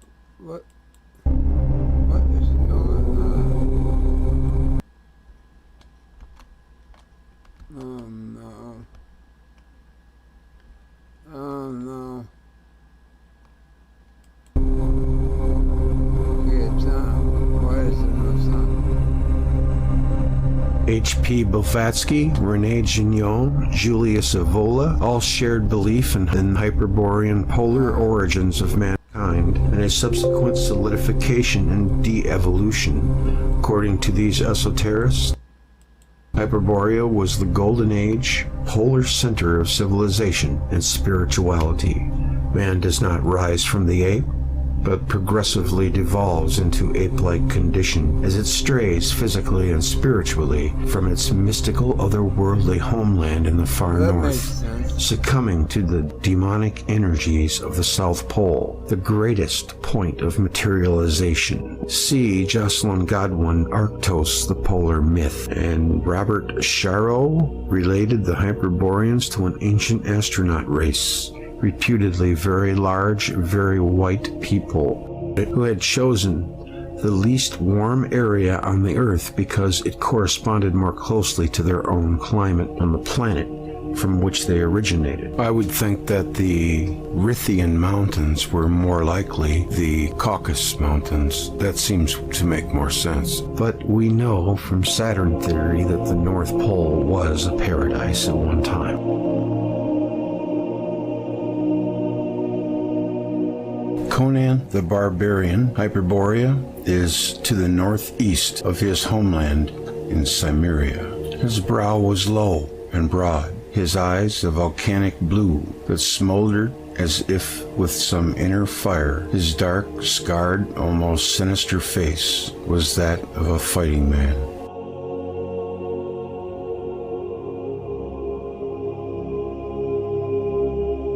Races always start at their golden age, where kindness and abundance are at their zenith, and then they spiral downward toward the opposite. The Hyperboreans, or Hyperboreans, became more physical. At one time they could fly and did not have to eat, but eventually those were taken away. Their skin was said to be blue on some occasions. They could perceive the truth of the universe. They experiment to become detached, and that led to having hard hearts. It led to their demise. It's funny, it's kind of happening to humanity today. We're becoming less and less human. They valued their own survival over helping others. Those Hyperboreans that would not repent their hardness of heart were eliminated by hurricanes. It is said that Jupiter is responsible for the 4 seasons, and the Sun and Jupiter conspired to boot Saturn from the inner solar system. Shiva is the great destroyer, the shell cracker. Destruction is needed for new growth.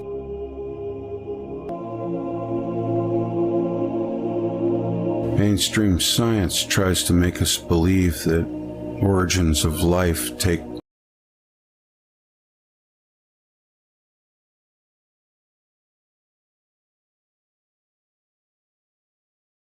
If you happen to catch that video I uploaded by Rob Skiba, he goes into a lot of that.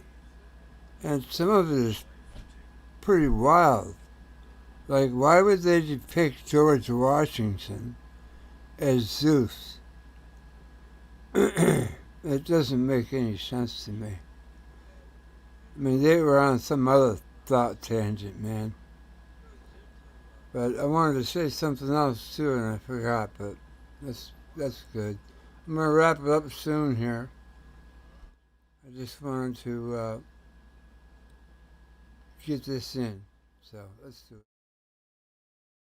a long, long time, as in millions to billions of years. Velikovsky found the bomb craters in England during the Blitz. Brand new species of flowers would be found growing in the craters within days. What does that say?